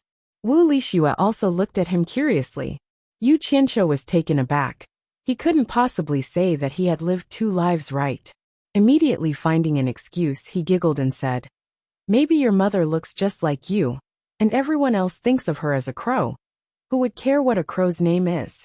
I've heard of a legend of a crow drinking water, but I don't think it's your mother." "Nonsense. My mother is the most beautiful mythological beast, with 7 colored feathers, and a rainbow glow around her body, noble and peaceful. Anyone can tell that she is extraordinary with one look. And as long as someone has seen her before, with just one look, no one can forget her. She's much prettier than I am." The crow's first few words were said arrogantly, but by the time it finished, it was as if it was feeling inferior because of its ugly appearance. Yu Qianqiu was stunned on the spot. According to the crow's description of her mother, she really looked like the phoenixes he had heard of in his previous life. But thinking about it, he snorted coldly. "Who are you trying to fool? When your mother gave birth to you, you were in the egg. How could you have seen your mother?" Wu Lishua nodded in agreement with Yu Qianqiu's words, saying to the crow, "Don't lie. There's nothing wrong with being a crow. I won't look down on you." The crow immediately fell onto Wu Lishua's neck, weakly getting up and explaining, "Our phoenix race, the reason why our bloodline is so noble is because we are born with the bloodline of our parents. And we are immortal. That's why we are noble. The reason why I am like this now is because I am still a young phoenix, although I only remember a small part of the memories my parents left me. But every time I go through a tribulation, I will be able to unlock another part of my memories, and my strength will increase greatly, and my appearance will become more beautiful. After going through 9 tribulations and being reborn 9 times, I will be able to unlock all my memories, and with my strength and memories, I will be able to find my way back to the divine realm." "Is that so?" Wu Lishua's voice was filled with doubt, obviously finding it hard to accept such a miraculous explanation. Just as the crow was speechless, Yu Qianqiu suddenly exclaimed, "Phoenix's nirvana?" "Yeah." The crow cried out in surprise, flying onto Yu Qianqiu's shoulder, hugging his face and kissing him, jumping up and down excitedly. "You know about the phoenix's nirvana? You know about the phoenix's nirvana? Then you definitely know what I mean." All of a sudden, it cried out in surprise again, flying into the air and slapping its claws against each other, as if it had stepped on dog poop. "Am I that dirty? After eating my tofu, you still think I'm dirty? Damn." Yu Qianqiu's face immediately darkened. Wu Lishua giggled as she covered her mouth, and the crow landed back on her shoulder, saying apologetically to Yu Qianqiu, "My phoenix clan is noble and unsullied. We do not drink unless it is morning dew. We do not eat unless it is tender bamboo. And we do not perch unless it is 1,000-year parasol tree. I was too excited just now. That's why I perched on your shoulder. Please don't misunderstand. I didn't mean anything else." Yu Qianqiu's face darkened, pointing at Wu Lishua and saying, "Didn't you say that you do not perch unless it is 1,000-year parasol tree? Then why are you always on Shuer's shoulder?" The crow shook its head and said, "I don't know the reason, but I feel that Shuer is more noble than 1,000-year parasol tree. It's an instinctive choice, it shouldn't be wrong." Yu Qianqiu started, suddenly recalling the scene of Wu Lishua growing a pair of fantasy star wings on her back. He could roughly guess the reason, but it wasn't convenient for him to tell Wu Lishua now. Changing the topic, he said, "According to what you said, since your mother came here before, why are there no legends of the phoenix here? Could it be that no one has ever seen her? Also, why did your mother give birth to you here? Couldn't she have just given birth to you in that divine realm? Why did she have to let you go through 9 tribulations to find your way home? Isn't your mother too cruel?" Wu Lishua nodded repeatedly. also feeling that the crow's mother was too cruel. Who knew that the crow would ask in return?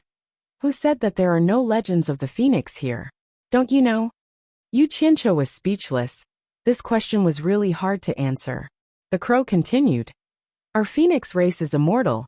If we could give birth to descendants at will, wouldn't we be able to see phoenixes everywhere? The birth of us phoenixes must follow the great Tao. Not just any phoenix can give birth to a descendant at will. I vaguely remember that the reason my mother came here was to follow the great Tao's will, to bring something here. As for me being born here, it is also because of the great Tao's will. And my birth means that this human world is about to. At this point, the crow immediately stopped talking. Yu Qianqiu asked suspiciously, what is about to happen in this human world? Great change or great chaos? The crow choked for a moment, then shook its head and said, I can't say that. Revealing the heavenly secrets will result in a terrible fate. Bullshit heavenly secrets. Yu Qianqiu rolled his eyes. In truth, he didn't believe in such things at all. He only believed in his own hard work. Suddenly, he seemed to have thought of something, and his eyes lit up as he asked, do you remember what treasure your mother brought with her? The crow shook its head and said, I don't know, I just have this impression. Yu Qianqiu was very interested in that divine realm treasure. But who knew that this crow didn't know about it? He couldn't help but feel a little disappointed. Looking at the crow with waning interest, he shook his head and said, Phoenix? I didn't think that a young phoenix would look like a crow. After some understanding, he basically believed that this crow was a phoenix. If you call me crow again, I won't give shui or face, I'll teach you a lesson. The crow said angrily. Yu Qianqiu snorted coldly and said, teach me a lesson? With just you. Even if you're a phoenix, you're just a little phoenix that hasn't grown up yet, and looks like a crow. You actually dare to shout at me. If I knew you were so heartless, I would have let you stay in the egg. I wouldn't have bothered to hatch you. This time the crow didn't get angry, instead asking curiously, you hatched me? How did you hatch me out of this world? For us phoenixes to break out of our eggs, we have to go through 9 days and 9 nights of intense fire. And even if the fire is small, it won't do. This can be considered as our first tribulation. Did you use fire to burn me for 9 days and 9 nights? How did you know this secret? Chapter 671. Do I need 9 days and 9 nights to hatch a broken egg like you? You think too highly of yourself. Yu Qianqiu said disdainfully, and with a flick of his finger, a green flame appeared. Yu Qianqiu said expressionlessly, 1 day is enough. He was trying to save face now, so he made it sound easy. But when he was messing around, it was not as easy as he said. Wah! The green flame of the 3 true fire. The crow cried out in surprise, flapping its wings and flying around the green flame on Yu Qianqiu's fingertip. Yu Qianqiu asked curiously, you recognize the 3 true fire as well? Although it looked like a crow, it was still a phoenix's descendant, and had good taste. The crow nodded excitedly as it flew, saying, of course I recognize it. We phoenixes are naturally good at controlling fire. How could we not recognize the 3 true fire? As if to prove that it could control fire, as it flew, its black feathers suddenly glowed red, and in an instant, its entire body was covered in red flames. It flew around the room nimbly, the red flames supporting it like soft wings. At first glance, it really looked like a fire phoenix. Such a beautiful scene naturally attracted Wu Lishua's attention, and her eyes lit up. Yu Qianqiu saw that Wu Lishua liked it, and wanted to please her. The green flame disappeared from his fingertip, and with a flick of his palm, a red flame appeared, instantly forming a lifelike fire phoenix. Yu Qianqiu waved his hand lightly, and the fire phoenix flapped its wings, catching up to the crow and flying alongside it. Wah! The crow cried out in surprise again, retracting the flames on its body, and landing on Wu Lishua's shoulder.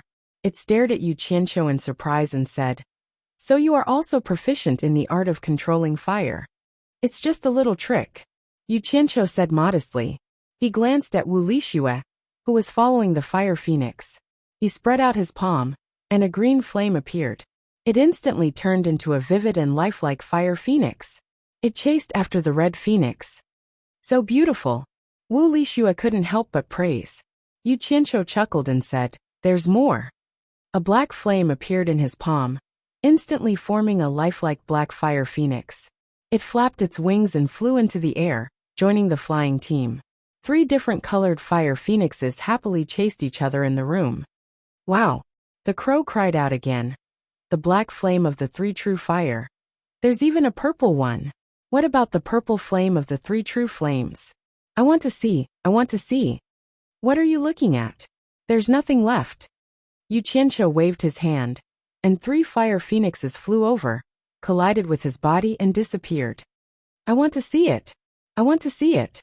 Let me see your purple fire phoenix. I beg you." Crow's pleading was futile, and she hugged Wu Lixue's neck begging. "Shui, help me beg your man. I want to see the purple flame phoenix."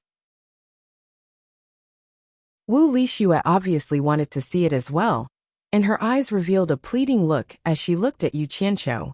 Yu Qianqiu shrugged his shoulders helplessly and said, "I've never seen a purple flame myself. Where would I get one to show you?" He then turned to Crow and chuckled. "Little Phoenix, do you know where to find purple flames?" This was the question he really wanted to ask. There should be purple flames in every realm, right?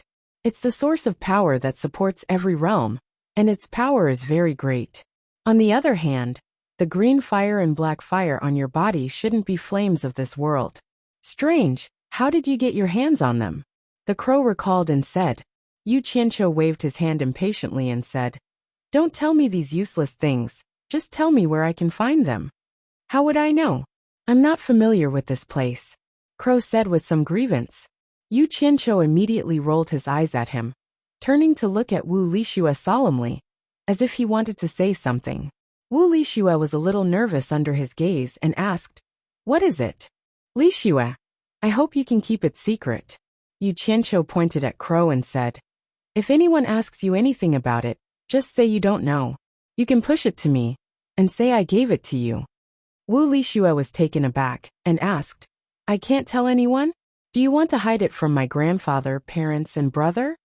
Yu Qianqiu nodded, then shook his head and said, "It's not that I want to hide it from them. It's just that now isn't the time to tell them. For your safety, don't tell them for now. It's actually for their own good." I understand. I promise I won't tell anyone." Wu Lixue promised solemnly. Yu Qianqiu smiled happily, then stared at Crow, his face darkening, and said, "And you, if you don't want to get into trouble, it's best not to speak carelessly." "I understand, it's hard to predict a person's heart," Crow said happily. "Besides, do you think a noble phoenix like me is someone that anyone can make me open my mouth to speak?" Spirit Fong Valley was surrounded by 3 countries, and the weather was pleasant. It was verdant and lush throughout the 4 seasons, and there were many unknown flowers blooming in the mountains. Once the Allure Beauty and Yin Yu arrived, they fell in love with the environment. The 2 of them strolled along the mountain path to Spirit Fong Valley, and the ordinary people who came and went looking for medicine all looked at them with amazement. The Allure Beauty and Yin Yu had already changed into ordinary clothes. Otherwise, with their attire, especially the Allure Beauty's faintly discernible style, it would really be shocking. Even so, it still could not cover up the beauty of the ordinary people. As the 2 of them walked, from time to time they could see the ordinary people, who took the initiative to dig stones from the mountains to mend the road. And on the stone tablets on both sides of the road were engraved some words of gratitude to Spirit Fong Valley. For example, there were countless inscriptions such as magical hands to bring the dead back to life, and divine doctor of the world. These were all done by the ordinary people in order to thank Spirit Fong Valley, and no one forced them. However, what the 2 women did not know was that if Lu Yanqing had not always done good to the ordinary people, Spirit Fong Valley would have long been razed to the ground under by Changchun's anger. Whether she could keep her own life was still a problem, and Bai Changchun did not care whether she was the world's most beautiful woman or not. To the 2 women, to be able to receive the sincere respect of so many people in their lives, what else could they ask for? As women, the 2 of them had struggled in the cultivation world for so many years, and now they felt that this was the life they should pursue. The scene in front of them made the two women extremely envious of Lu Yanqing. Especially Yenyu. She had long been tired of the life in the cornucopia brothel. The peace and tranquility here made her feel like she was reborn. However, they also knew that Lu Yanqing could not be disturbed by others here. And it was also related to her background and high cultivation. If it were the two of them, they were afraid that it would be difficult to achieve their wishes.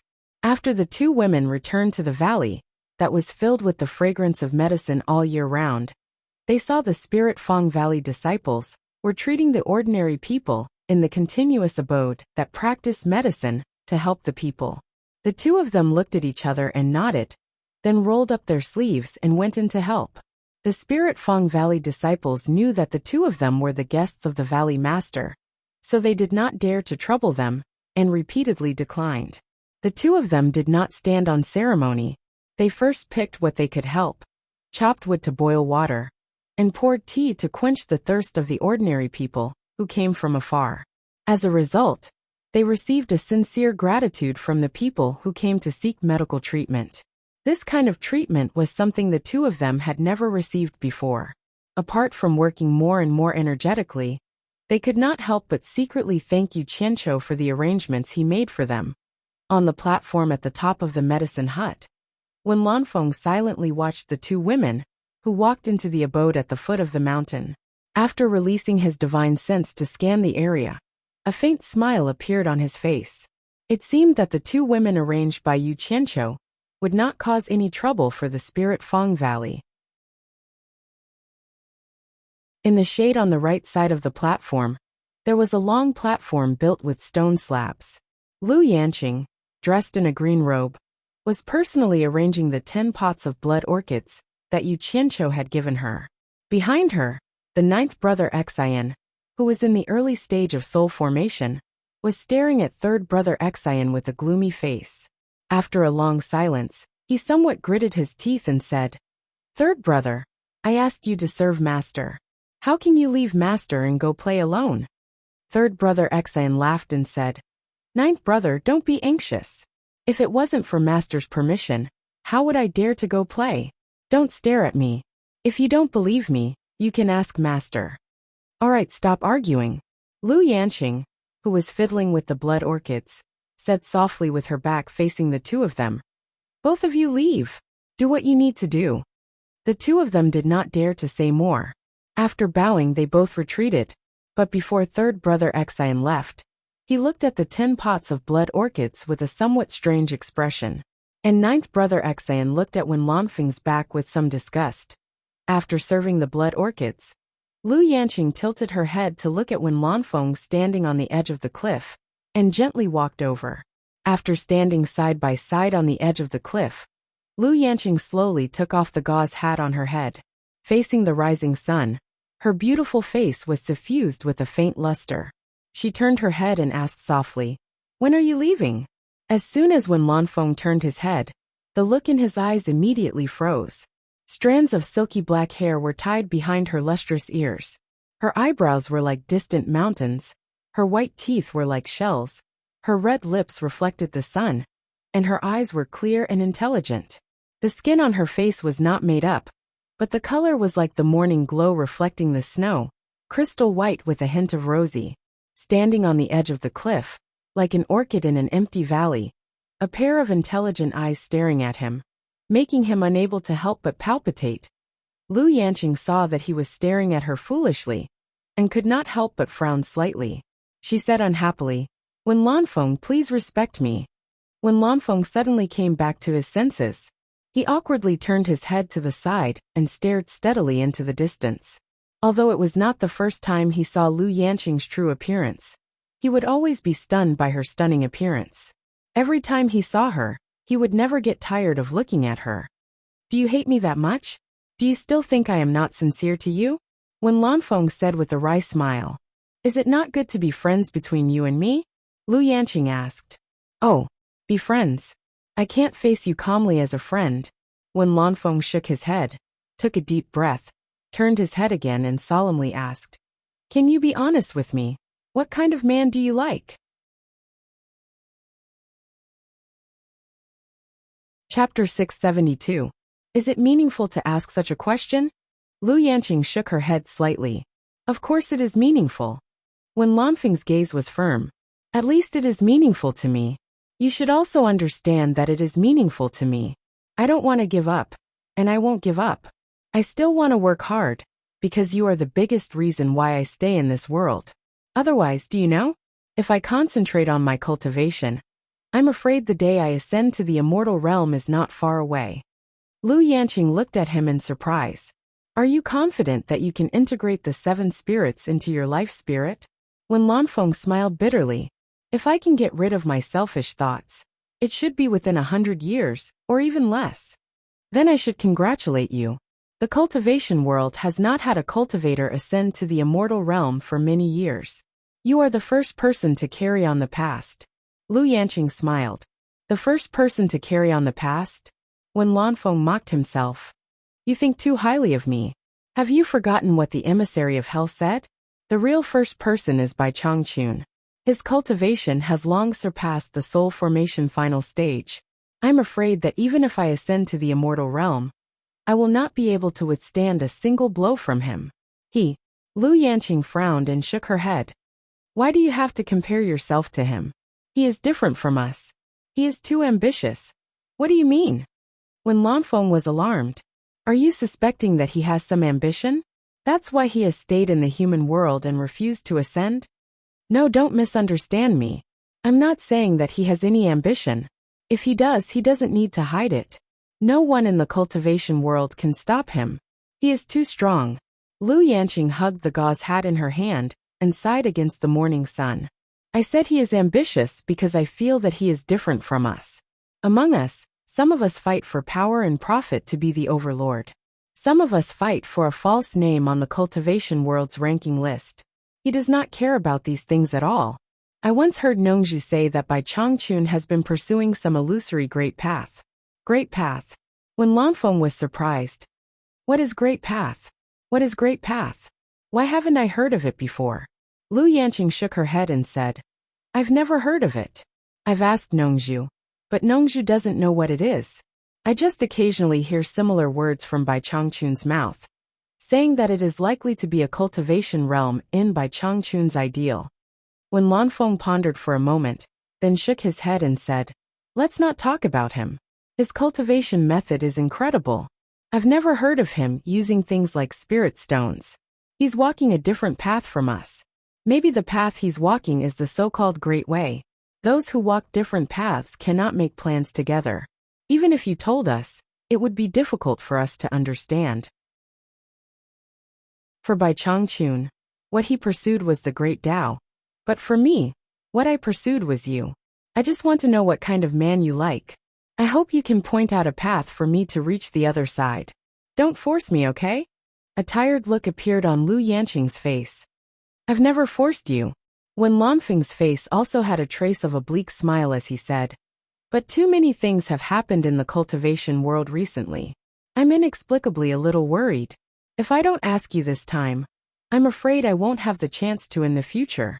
So please forgive me for being straightforward this time. Lu Yanqing turned back to look at him in surprise, as if she did not understand why he would suddenly say such obscure words. She slowly turned back to face the mountains under the sun, paused and said, I used to secretly like many men. This sentence suddenly made Wen Lanfeng a little dumbfounded. He looked at Lu Yanqing dumbfoundedly, as if he didn't know her. Lu Yanqing continued to say faintly, I've forgotten when it was.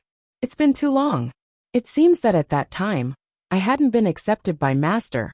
Or maybe I was still at the age of my first love. There are always some men who make my heart beat faster when I first see them. That feeling of shyness and admiration is really good. I was accepted by Master in a daze. After stepping into the cultivation world for a few years, I realized. Maybe it's because our spirit Fang Valley has always been practicing medicine and helping the world. I've seen too many secular people live and die. Unconsciously, I can no longer have any feelings for the short-lived secular people. I only have sympathy and help. When I cast my gaze towards the cultivation world, who would have thought that all I saw was mutual deception, unscrupulous competition, and incessant fighting and killing? I was born with an aversion to these things, This is the reason why I never made any choice. After listening to these words, Wen Lanfeng's dumbfounded expression finally eased. He nodded silently to show that he understood. Which woman didn't have the age of a young girl thinking of love? After a pause he said, "Is there no man in the cultivation world that you like?" "There was one, but it can't be described as a man that I like. It's just that his great compassion made me admire him. There's no love between a man and a woman. If I have to choose one, I'd rather choose him," Lu Yanqing said frankly. Wen Lanfeng's pupils suddenly shrank. He racked his brains. But with his experience, he couldn't think of anyone in the cultivation world who deserved the title of great compassion. His chest rose and fell rapidly as he asked, "Can you tell me who that person is? Do I know him?" "You know him?" Lu Yanqing nodded. Wen Lanfeng could not suppress his excitement and asked, "Who is it?" "You once challenged him to a duel because of my slip of the tongue. As a result, you were seriously injured by him and had to retreat for 100 years. Perhaps you and everyone else thinks I was just being perfunctory, but the fact is that I was able to say those words, and I had the same idea in my mind. I couldn't help saying them, and I ended up causing you trouble." Lu Yanqing's expression was very calm when she said this. It seemed that she had decided not to do anything to hide from Wen Lanfeng. However, when Wen Lanfeng heard this, he was stunned as if he was struck by lightning. After a long time he murmured, "Bai. The person you're talking about is Bai Changchun."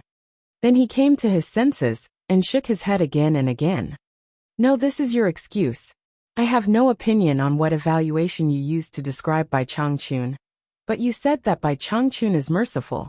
Not to mention me. Everyone in the world knows that he is iron-blooded and ruthless. Countless people have died in his hands. How can he be worthy of the title of great compassion? What everyone sees may not be true. Maybe what I see is also an illusion." Lu Yanqing was silent and said, "I just regret that I don't have Bai Changchun's ability. I practice medicine in Lingfang Valley, and the number of people I can save is limited. On the surface, Bai Changchun seems to be ruthless, but in fact, he has shocked the entire cultivation world. No one dares to act recklessly. Otherwise, the cultivation world will be in chaos. I'm afraid that the damage to the mortals in the secular world will be incalculable. I don't know how many people will die." Wen Lanfeng said in a deep voice, "This may be your wishful thinking." Lu Yanqing smiled noncommittally and continued to say, "In fact, with Bai Changchun's cultivation, there is no need to intervene in the affairs of the cultivation world. No one dares to look down on him, and he does not want to get anything from the cultivation world. Besides, he disdains to intervene in the affairs of the cultivation world. Then why does he make a move every time the cultivation world is in a state of panic? Haven't you noticed? As long as he makes a move, the chaos in the cultivation world will immediately calm down and restore the state of mutual checks and balances. The timing of his move is very subtle. Obviously, he is not killing for the sake of killing." Wen Lanfeng fell into deep thought when he heard this. After a long time he slowly said, "As an outsider, you can see it more clearly than us. Your words remind me of the purpose that Bai Changchun set for the World Chamber of Commerce last time. Maybe you are right. Maybe the onlooker sees the game more clearly than the onlooker." Lu Yanqing faintly sighed and said, "So I think Bai Changchun is merciful and compassionate. He saved the lives of the majority of the people in the world, but he is willing to bear the infamy behind his back. In fact, he does not care about the infamy behind his back. He is not the kind of person who acts for fame and profit. Compared to the people he saved, my Spirit Fang Valley can only be regarded as doing a good deed at most, but we have received the praise of the people in the world. But then again, although I admire his breadth of mind, I do not approve of his iron-blooded methods in the process of doing things. With his cultivation, there is no need to kill to stop killing. He could have done it more tactfully. There is no need to kill so many people." When Lanfeng's heart was suddenly enlightened, he understood that Lu Yanqing only admired Bai Changchun and did not really like him. But there were some things that he did not want to argue with Lu Yanqing. Although the onlooker knew some things better than the people in the game, there were also some things that he did not know. Now that he thought about it, If Bai Changchun did not use iron-blooded methods, who in the cultivation world would be afraid of him? Relying on words to reason, who would listen to him when faced with benefits? He was afraid that Bai Changchun would not be able to deter them even if he wanted to. In the end, more people might die. So Bai Changchun is not the man you like. When Lanfeng had regained his calmness, he pondered and said, "But what I want to know is, what kind of man do you like? I want to look in the mirror and see how far I am. Before answering your question, I want to ask you a question." Lu Yanqing turned around and stared at him solemnly without blinking and asked, "You said before that you could not face me with the mentality of a friend. Is it because of my appearance?" When Lanfeng was speechless, the reason why he could not face Lu Yanqing with the mentality of a friend was not because of his appearance, but because he really liked Lu Yanqing. After so many years of effort, he could not convince himself to let it go. But he did not deny that Lu Yanqing's peerless appearance was one of the reasons, because every time he saw her, his heart would palpitate. How could he be a friend? "If you don't speak, then you admit it." Lu Yanqing sighed faintly and turned to look into the distance again. With a trace of melancholy in her eyes, she slowly said, "Sometimes I hate my appearance, but it also makes me understand what I need. In fact, I am not aloof or narcissistic. No matter how beautiful I am essentially an ordinary woman. I don't have high requirements for the man I like. It can even be said that I have no requirements." No requirements. When Lanfeng could not believe it and said, "Then what are you waiting for?" Lu Yanqing smiled faintly and said, "If I have to say that I have requirements, I just hope that he can treat me as an ordinary woman. He can face me calmly and let me know that I am not the so-called first beauty in the world, but an ordinary woman. I don't care how rich he is, or how handsome he is, or how high his cultivation is, or how noble his status is. I don't even care if he's a good person or a bad person. I just want to be like an ordinary woman and find a man who can make my heart palpitate. A man who can make me give everything. Is this request really too much?" Chapter 673. This request is not too much. When Lanfeng said this, it was hard to tell whether he was crying or laughing. But in his heart he was asking, "But who knows how high the hurdle in your heart is? Who can make your heart palpitate? There is no standard for your request at all. It's pointless for me to ask. I want to ask, is there anyone who can make your heart palpitate right now?" When Lanfeng's expression was a little lonely, because he knew he was not the person who could make her heart palpitate. She had already indirectly told him. Lu Yanqing pondered for a while, then shook her head and said, "If there is, you will know. That is to say, I still have a chance." When Lanfeng looked up at the sky and laughed, somewhat self-deprecatingly, "Why do you have to do this?" Lu Yanqing sighed and said, "Since your cultivation is only a step away from ascending to the immortal realm, why not concentrate on cultivation and ascend to the immortal realm as soon as possible?" Immortal body? Even the underworld envoys died in the hands of Bai Changchun. Presumably the immortal realm is not much better. Besides, when Lanfeng turned to stare at Lu Yanqing and said word by word, "To be able to protect you forever is my greatest wish. What if I can't see you again after ascending to the immortal realm? Instead of worrying about being separated by two worlds, it is better to stay in the human world. At least when I want to see you, I can still see you. If you encounter any trouble, even if I can't help, I can still do what I can. You." It was the first time Lu Yanqing heard such a naked and undisguised confession from Wen Lanfeng. Even her heart of stone could not help but be moved. In the end, she restrained her emotions and sighed faintly again and said, "Why do you have to do this?" Haha. When Lanfeng let out a hearty laugh, as if he had relaxed a lot after saying what was in his heart. He pointed to the abode at the foot of the mountain and changed the topic. "It seems that the two women arranged by Yu Qianqiu are good in nature. They can lower themselves to do odd jobs. Not bad, not bad."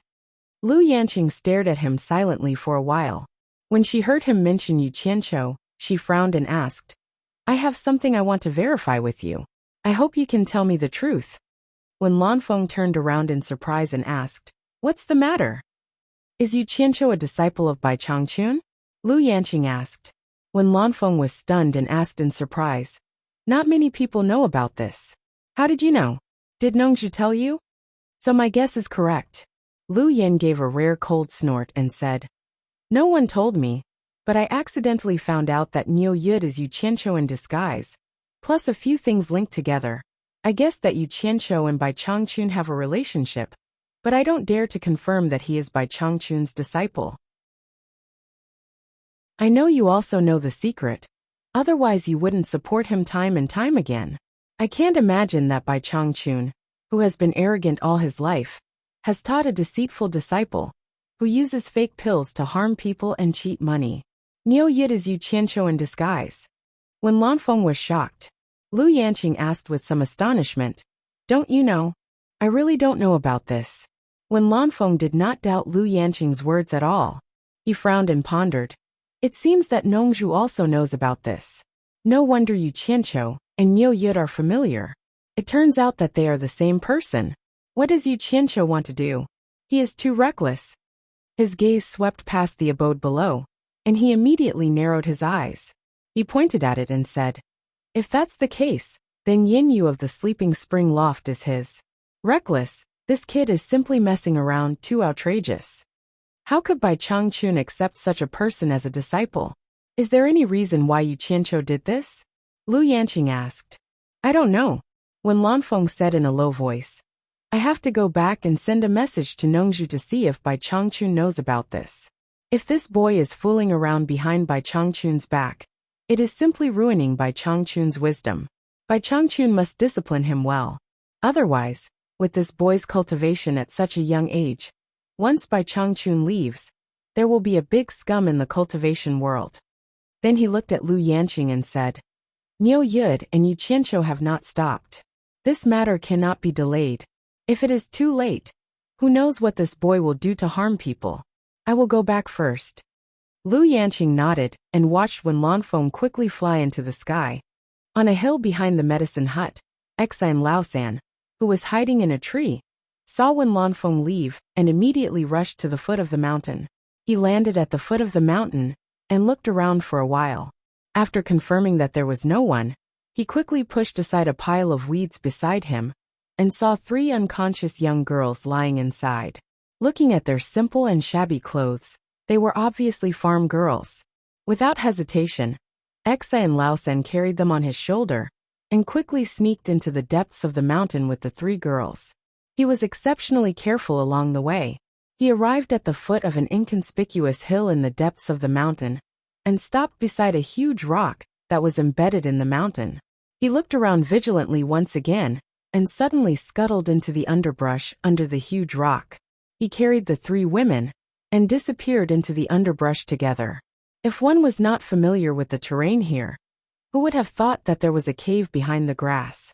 The passage leading to the cave was not smooth. In the darkness, there were abrupt stones sticking out. However, Exine Laosan was obviously very familiar with this place. He easily brought the 3 girls to the innermost part. The space inside the cave was not big, at most 4 or 5 rooms. However, it was filled with fluorescent stones to drive away the darkness. It was very bright, at least reaching the level of ordinary lighting. Only a few large boulders that were erected were dim, giving people a kind of unfathomable feeling. Exine Laosan directly threw the people he brought in to the ground. He looked around, but did not see Yen Juexing's figure. His eyes looked towards the shadows behind the boulders. Sure enough, after a while, Yen Juexing flashed out from behind a boulder at the edge like a ghost. Yen Juexing also appeared very careful. His eyes glowed with a demonic red light. After glancing at the passage where they came in, he asked, Did you encounter anything unusual on the way here? Exine Laosan respectfully replied, Rest assured, master. Generally, people in the cultivation world will not trespass into the territory of Lingfang Valley. It is also very difficult for people in the secular world to break into this place. I was very careful on the way here, and did not find anything unusual. What about that Wen Lanfeng? Is he still in Lingfang Valley? No, I came here after seeing him leave with my own eyes. Yen Juexing nodded his head and felt slightly relieved. He had no choice but to be so cautious. Now that he had become the target of everyone in the cultivation world, it would be difficult for him to get rid of them with his current cultivation. If he was targeted by a spirit-severing expert, there was basically no hope of escape. For the sake of safety, he decided not to contact Bing Qingzi or anyone else for the time being, because he could not afford to fail again. And Lingfang Valley, this ungoverned area, became the best place for him to take refuge. Who would have thought that he would hide in Lu Yanqing's Lingfang Valley?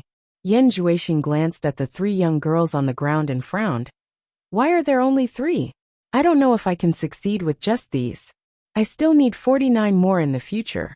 If you go on like this, how long will I have to wait? As he waved his hand, the sound of staggering footsteps came from behind a few large rocks. 5 silly girls walked out from the shadows as if they were sleepwalking. Xi and Laosen said in fear, "Master, please calm down. There are really not many families in the periphery of Lingfang Valley. Moreover, Master only needs virgins with a body of pure yin, so it is more time-consuming to find them. If it is an ordinary woman, it should be easier to find. Can you?" "No." Yan Juexing refused flatly. "You can only find virgins. Women who have lost their chastity cannot be wanted. Blood demon flower needs pure yin blood to be nourished. Blood that has lost yin qi will greatly reduce the magical effect of blood demon flower." Xi and Laosen quickly agreed. Yes. I will increase the search efforts in the vicinity of Lingfang Valley and try to gather enough people for Master as soon as possible. Yan Juexing just showed a satisfied expression, but his eyes flickered as if he thought of something. He waved his hand and said, "From today onwards, you can't do anything near Lingfang Valley. Otherwise, it will cause suspicion sooner or later. Try to go as far as possible and search in the territory of the 3 countries. Remember, it is best to find the daughters of poor families. Such families will not make much noise if there are only a few people.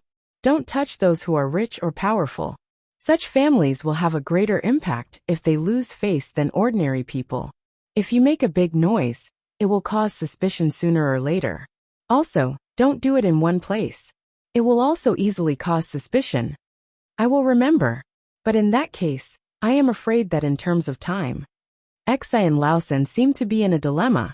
Yan Juexing knew what he wanted to say and sighed helplessly. "Alas! If it is slow, then so be it. At this point, I don't mind waiting for a few more days. The most important thing is safety first. We can't let anyone find out." "I understand," Xi and Laosen said respectfully. Yan Juexing looked at the 3 unconscious girls on the ground, and then looked at the 5 people behind him. He muttered to himself, "There are 8 people now. I can try to use the great method to mature the blood demon flower, and see if it will succeed." He nodded and waved to Xi and Laosen. "Go and guard the cave entrance. Don't let anyone or beast come in and disturb us." Unexpectedly, Xi and Laosen said hesitantly, "Master, there is something about the 7-star blood orchid. I don't know if I should say it or not." "Oh." Yan Juexing suddenly turned around and asked curiously, "You know about the 7-star blood orchid? Why don't you tell me about it?" "Yes." Xi and Laosen bowed slightly and said, "Before coming, I saw Master playing with the 7-star blood orchid with my own eyes. There were more than 10 pots. 10 pots of 7-star blood orchid?" Yan Juexing's eyes lit up. He asked urgently in a louder voice, "Are you sure you saw it correctly?" Chapter 674. It should be right. It is very similar to the blood orchid in Master's hands, but it is more lush, and each pot has 7 small white flowers and exudes a faint smell of blood. My master also said that it is the 7-star blood orchid brought back from the cornucopia. Xi and Laosen said, "Then it should be right. Hey, is what Yu Qianqiu said true?" Yan Juexing muttered. He remembered that Yu Qianqiu said in the cornucopia that he sold the 10 pots of blood orchid to someone else. At that time, he thought that Yu Qianqiu was lying. He didn't expect it to be true, and he didn't expect it to be sold to Lu Yanqing. If Master needs, this subordinate will find a way to steal the 10 pots of blood orchid. Xi and Laosen flattered. Yan Juexing hesitated and shook his head. He raised his hand and said, "Don't act rashly. A little impatience will spoil a great plan. Although I really want the 10 pots of mature blood orchid, it is not the time. Once the 10 pots of blood orchid of your master are stolen, and Yu Qianqiu revealed the truth to me, it is inevitable that someone will suspect me. For safety reasons, you must not touch the 10 pots of blood orchid of your master, at least not for the time being." This subordinate understands. Xi and Laosin bowed slightly. Yan Juexing waved his hand and said, "Set up a soundproof enchantment at the entrance of the cave and guard it well." The former obeyed, and quickly rushed to the entrance of the cave to set up, and then hid in the cave behind the grass to guard against people breaking in.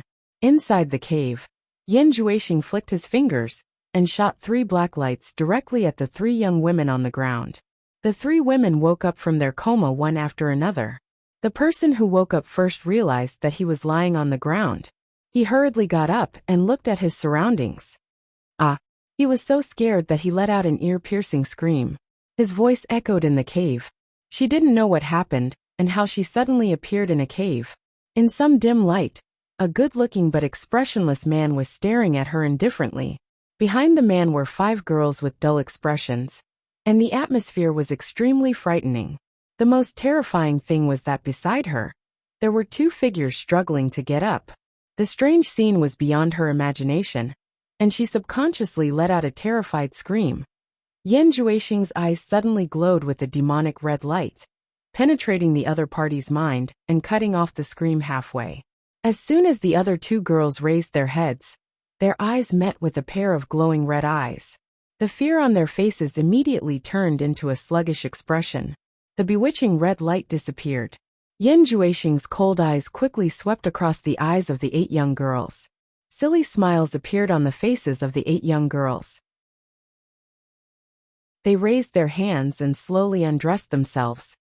Yan Juexing was not interested in the girls undressing in front of him at all. He took out the 7 pots of immature 7-star blood orchids from his storage bag, and carefully took out the blood orchids by their roots from the soil in the flower pots. He gently patted off a large piece of soil on the roots. A naked young girl walked in front of him and stretched out her hands, revealing a pleading expression. Yan Juexing stretched out a finger, and his fingertips glowed with black light. He directly cut the girl's wrists, and blood immediately gurgled out. The girl didn't seem to feel a trace of pain. Instead, she showed a satisfied expression. She took the blood orchids from Yan Juexing and carefully held the roots. She crossed her fingers to form a bowl shape and hugged the blood orchids on the flat lower abdomen under her navel. The blood flowing out of her wrists immediately flowed into her clasped palms, nourishing the roots of the blood orchids. 7 blood orchids were held on the abdomen by the 7 girls in a row. There was still a girl who walked over foolishly and stretched out her hands. Yan Juexing glanced at the 7 of them and said indifferently to the girl, "You step aside first. If there is any accident, I will use you as a substitute." The girl immediately stepped back obediently. Yan Juexing walked to the center of the cave and clapped his hands. The 7 girls holding the blood orchids immediately walked over and stood in a circle, surrounding him in the middle. Yan Juexing looked around at the naked bodies of the 7 young girls. No matter how tempting they were, he couldn't see any lust in his cold eyes. He silently looked at the wounds on the wrists of the 7 girls. Blood almost soaked the roots of the blood orchids in his clasped palms. Yan Juexing slowly closed his eyes and made a messy and complicated gesture with his hands.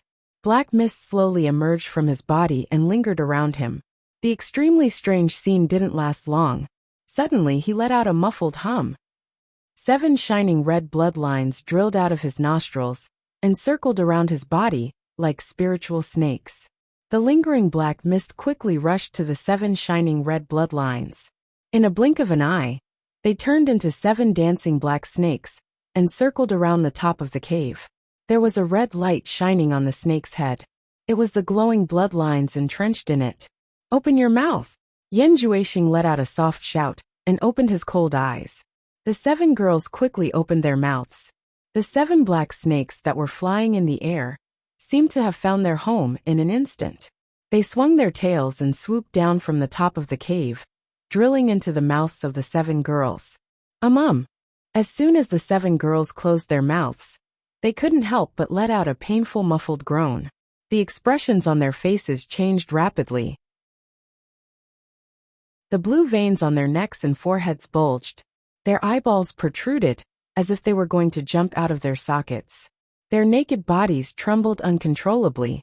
Obviously, they were suffering from unbearable pain. Yan Juexing simply ignored the unbearable pain of the 7 girls. His figure flashed quickly. He stretched out 2 fingers of his right hand, like a dragonfly skimming the water. He dipped the blood on one of the girl's hands, and quickly drew a pentagonal star pattern on the girl's forehead. After he was done, he turned around and waved the 2 fingers of his right hand. Soon, he used the blood of the 7 girls to draw a pentagonal star pattern on each of their foreheads. After doing this, Yan Juexing quietly closed his eyes and pondered for a while. Then he slowly knelt down on one knee piously. He pressed the finger that was stained with the blood of the 7 girls on his forehead. He pressed it heavily, and drew a bright vertical mark from the center of his forehead to between his eyebrows. It was as if he had grown a third eye.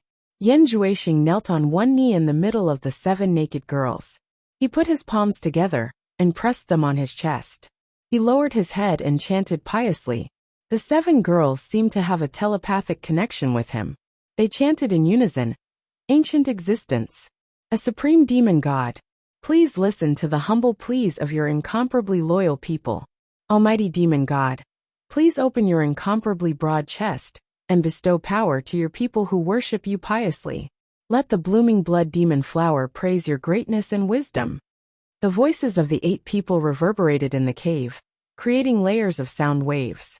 After he finished reciting those words, a black light suddenly appeared above Yan Juexing's head, revolving between the 7 girls. The cave immediately became deathly still. The sounds that were originally reverberating in the cave were suppressed by a desolate and ancient aura the moment the black light appeared. The desolate and ancient aura spread out from the rotating black light. The rotating black light gradually rotated from the size of a bean to the size of a round table. Then it stopped expanding. The black light became denser and denser. Suddenly, it flashed and split into 2. The 2 black lights seemed to be brewing and floated. After a while they actually formed 2 huge eyes. This pair of transformed eyes were like the eyes of a real person. Every frown and movement was bright and full of unquestionable majesty. Although it looked like a real person's eyes, it did not look like a human's eyes. Because it was too cold, there was not a trace of emotion in it. It was even more cold and emotionless than Yan Juexing's cold eyes. Inside the cave, there was a desolate, ancient, and incomparably awe-inspiring majestic aura. This caused third brother Xian, who was guarding the cave entrance, to be endlessly shocked. He couldn't resist, and knelt down towards the cave entrance. If it wasn't for the fact that the majestic aura had been intentionally restrained, such an awe-inspiring aura would probably have been sensed by everyone in Spirit Fragrance Valley the moment it rushed out of the cave. That was a kind of unquestionable majestic aura that didn't need to be shown. Yan Juexing seemed to be accepting the judgment of fate. He closed his eyes and slowly raised his head to face the sky with a pious expression. The 2 slender and cold huge eyes slowly stared at Yan Juexing, who was kneeling with his head held high. Yan Juexing immediately felt a strong pressure wrapping around him. He did not even have the strength to lift a finger. It was as if his whole body was going to be crushed into powder in an instant. Suddenly, a black light shot out from the 2 huge eyes, and directly entered the blood-red vertical scar on Yan Juexing's forehead. The blood-red vertical scar instantly became alive. The red light overflowed and shone, as if a third eye was really going to grow on his forehead. After the cold and huge eyes finished doing this, they gradually dispersed into a rotating black light. They gradually shrank, as if they were going to disappear. Suddenly, the shrinking black light paused for a moment, then began to expand again, turning into a pair of huge eyes. The cold eyes seemed to have a little bit of humanity. They stared at Yan Juexing, and actually revealed an expression of contemplation. After a while, it seemed to have thought of something. It once again shot out a black light, and wrapped Yan Juexing's whole body.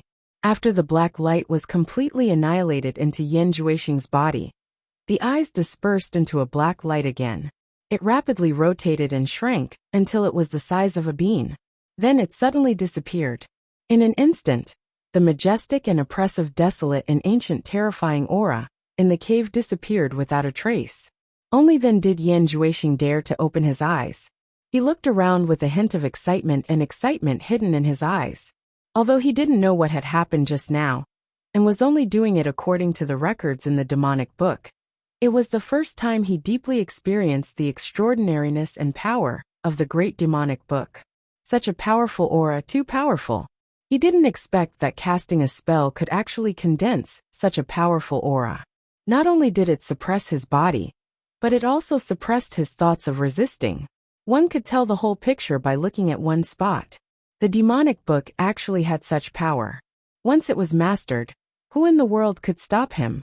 Yan Juexing's excited gaze froze. He forcefully stabilized his emotions. He knew that now wasn't the time to think about all sorts of things. A journey of 1,000 miles began with a single step. The way of the king was to do what was in front of him first. With his hands behind his back, he slowly floated into the sky above the cave. The 7 young girls raised their heads. Their gazes followed his figure and looked up at him in a daze. Yan Juexing formed complicated hand seals and indifferently spat out word by word. Light of the demon god, shine on the 7 stars. Lowly creatures, under the illumination of the demon god, contribute your lives and let the flower of the blood demon bloom even more brightly. The blood stain on his forehead that was overflowing with red light immediately attracted the gazes of the 7 young girls. The star-shaped patterns on their foreheads immediately resonated, and there was also a red light circulating on them. Suddenly, the red light on Yan Juexing's forehead turned into 7 red light beams, and directly shot into the center of the star-shaped patterns on the foreheads of the 7 young girls. The red light on the foreheads of the 7 young girls flashed and disappeared along with the star-shaped patterns on their foreheads. An indescribable expression of pain instantly appeared on the faces of the 7 young girls. Their pale faces that had lost too much blood twisted into a hideous and twisted appearance. Their bodies couldn't stop trembling. The wound on his wrist that had already coagulated into a blood scab suddenly collapsed. Blood gushed out rapidly. What accompanied it was the red light mixed with the fresh blood that flowed continuously towards his closed palms. Once the flowing red light came into contact with the roots of the 7-star blood orchid, the entire blood orchid immediately seemed to be filled with life. The red leaves that were like silk wriggled and grew slowly. The 7 young girls seemed to be unable to bear the pain any longer. They desperately shook their heads and screamed. Her originally bare and smooth skin was rapidly aging at a visible speed, and wrinkles appeared on her skin. The shrill screams couldn't make Yan Juexing's ice-cold eyes produce a trace of pity.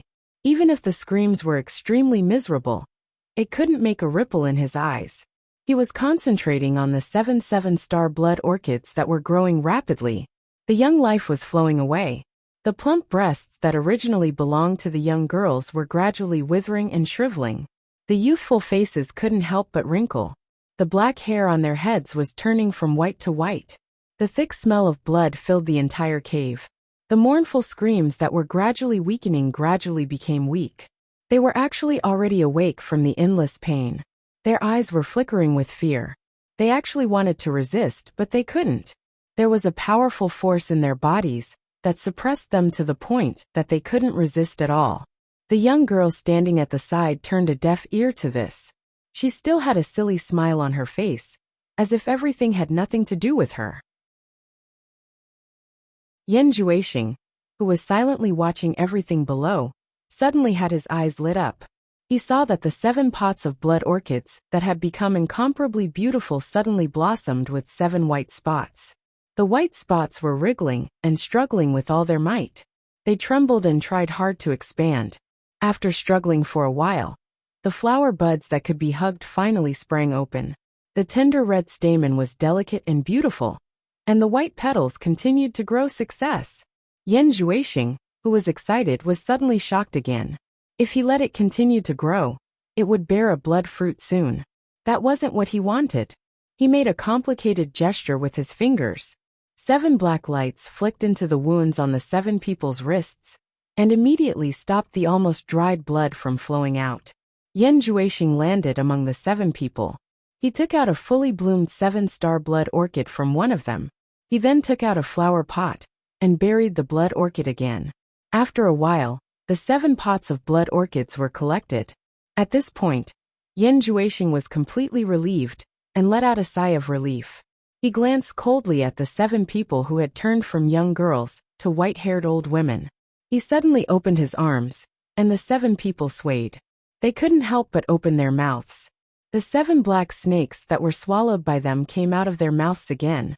After the 7 black snakes scuttled in the air, Yan Juexing opened his arms and clenched his fists. As his knuckles cracked, the 7 black snakes exploded into a black mist. Yan Juexing opened his mouth and took a deep breath. The black mist was sucked into his mouth like a flowing cloud. The 7 blood vessels that were shining with red light also nimbly drilled into his nostrils. Without the restriction, the 7 people who had turned from young girls to old women could no longer support their bodies. They swayed and fell down one after another. Each of them lay on the ground and stared at Yan Juexing weakly. All of them had a pleading look in their eyes. However, they begged the wrong person. Yan Juexing glanced at them coldly and said expressionlessly, "You don't have much life left. Living is even more painful. Why don't I do a good deed and give you a quick death? In order to thank you for your contributions, I will leave your corpses intact." As he spoke, his body flashed in a circle like a ghost. There were 7 crisp sounds of bones breaking. In the blink of an eye, he stood in the same place and coldly glanced at the 7 people, whose heads had already turned a few circles. "Third brother Xian, you can come in," Yan Juexing called out. Third brother Xian immediately came after hearing the news. When he saw the 7 white-haired old women lying on the ground, he couldn't help but be surprised.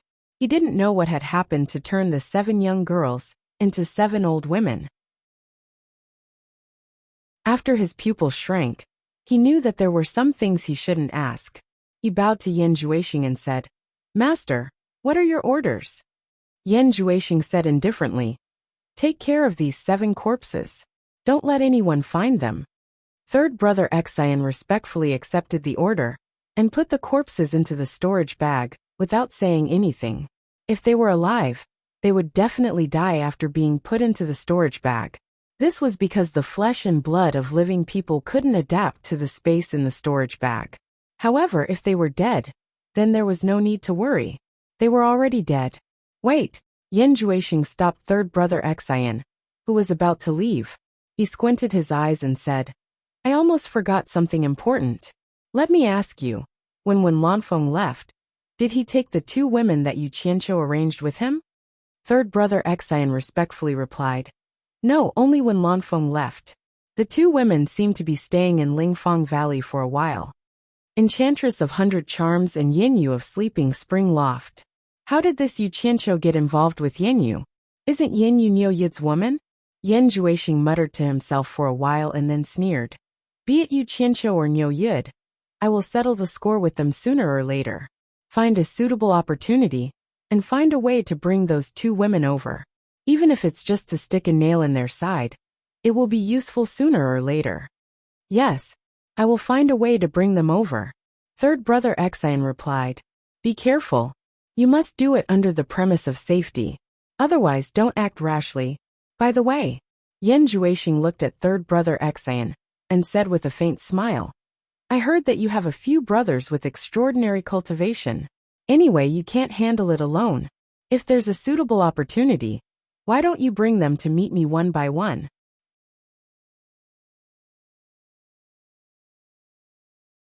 Chapter 675. Even though third Xian was controlled, he was still clear-headed and understood what he meant. He bowed and said, "My brothers will be happy to serve master. Don't disturb your 9th brother, who is at the early stage of soul severing. Just in case there's a misunderstanding. Do you understand?" Yan Juexing asked. The main reason was that with his current cultivation, the demon I can't control cultivators who have reached soul severing.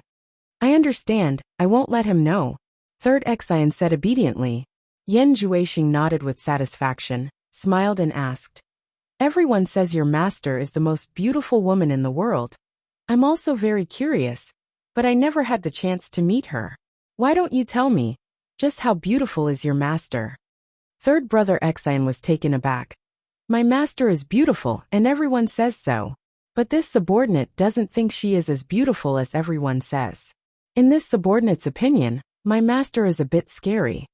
Scary? Yan Juexing was also stunned, then looked at third Xian like he's looking at a monster, and slowly understood what was going on. No matter how beautiful a woman is, they can't stand seeing each other every day. Maybe in the eyes of others she's a beauty, but in the eyes of someone like third Xian, who has been with his master for hundreds of years, no matter how beautiful she is, she's just ordinary. Then he thought about himself. His mother Bai Hua Fairy is also a publicly recognized beauty. To him, she seems to have the beauty of a mother, but he doesn't think she's that beautiful. Instead, when he sees other women, he thinks they're more beautiful. But what he doesn't understand is why third Xian thinks Lu Yanqing is scary. Could it be that Lu Yanqing has a bad temper and often punishes him?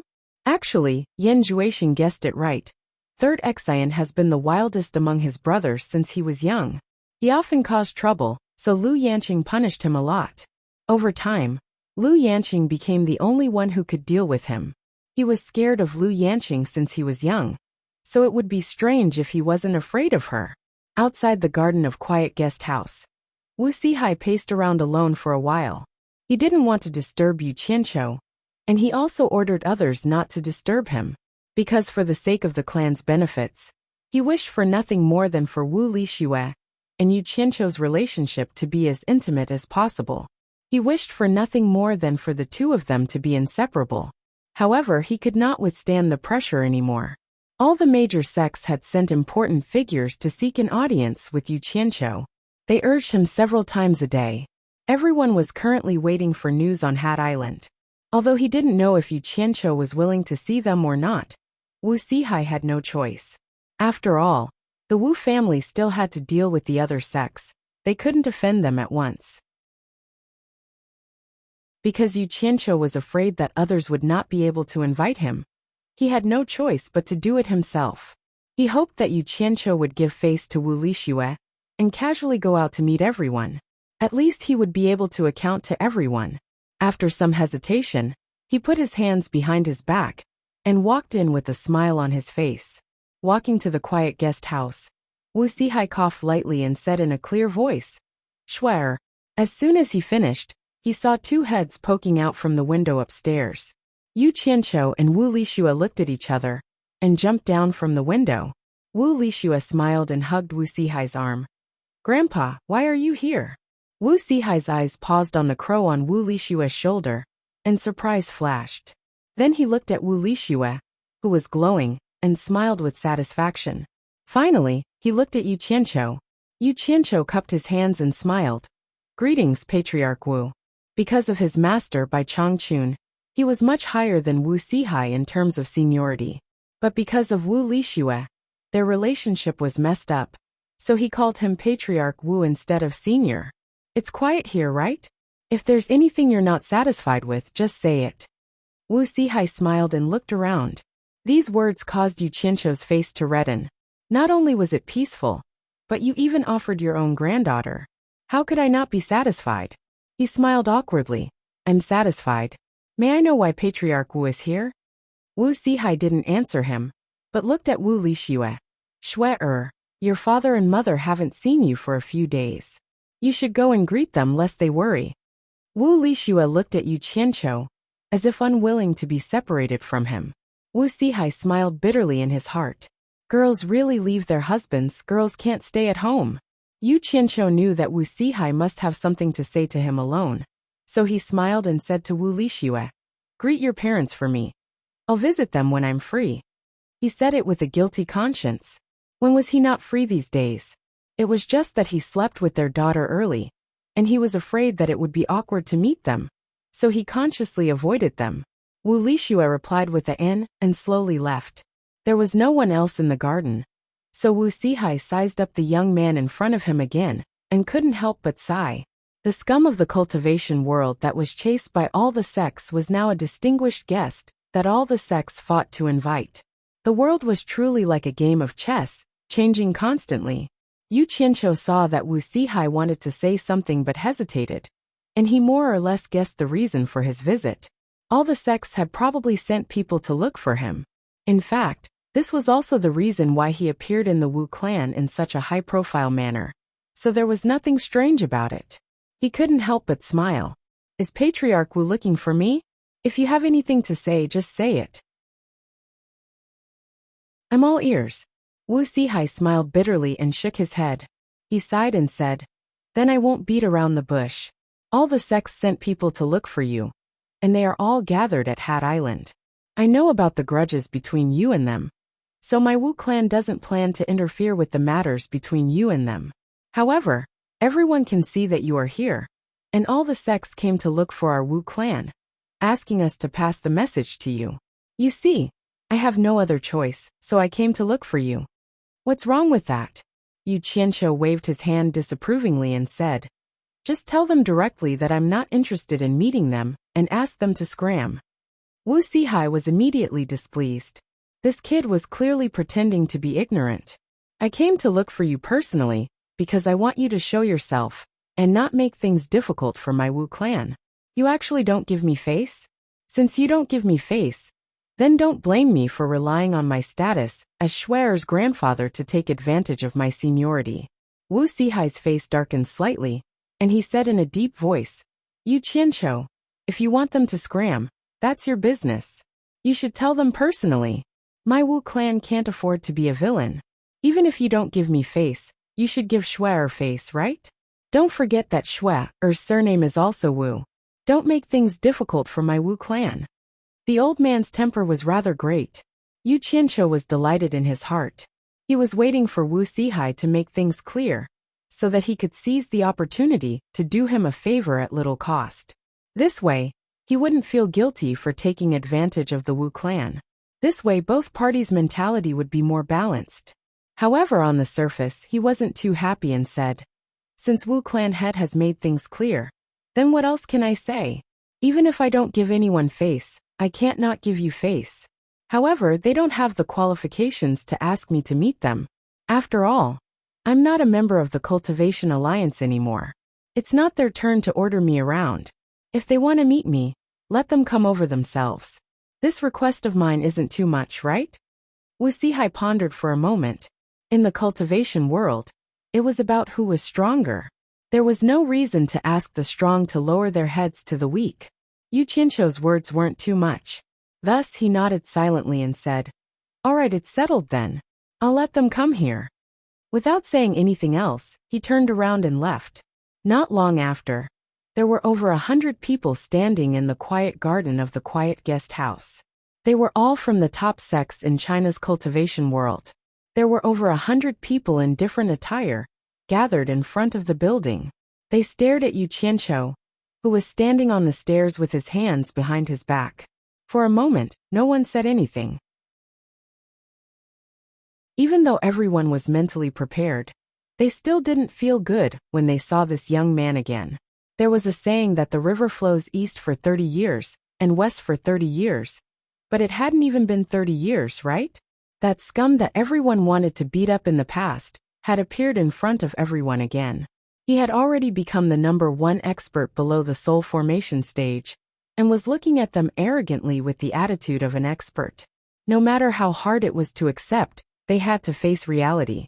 In the cultivation world, whoever was strong had the final say. Moreover, all the sects needed his help, so they had no choice but to accept this fact silently. However, the way everyone looked at the people from supporting Immortal Island was a little ridiculous. The person on the stairs could have grown into a pillar of the supporting Immortal Island and shelter it from the wind and rain.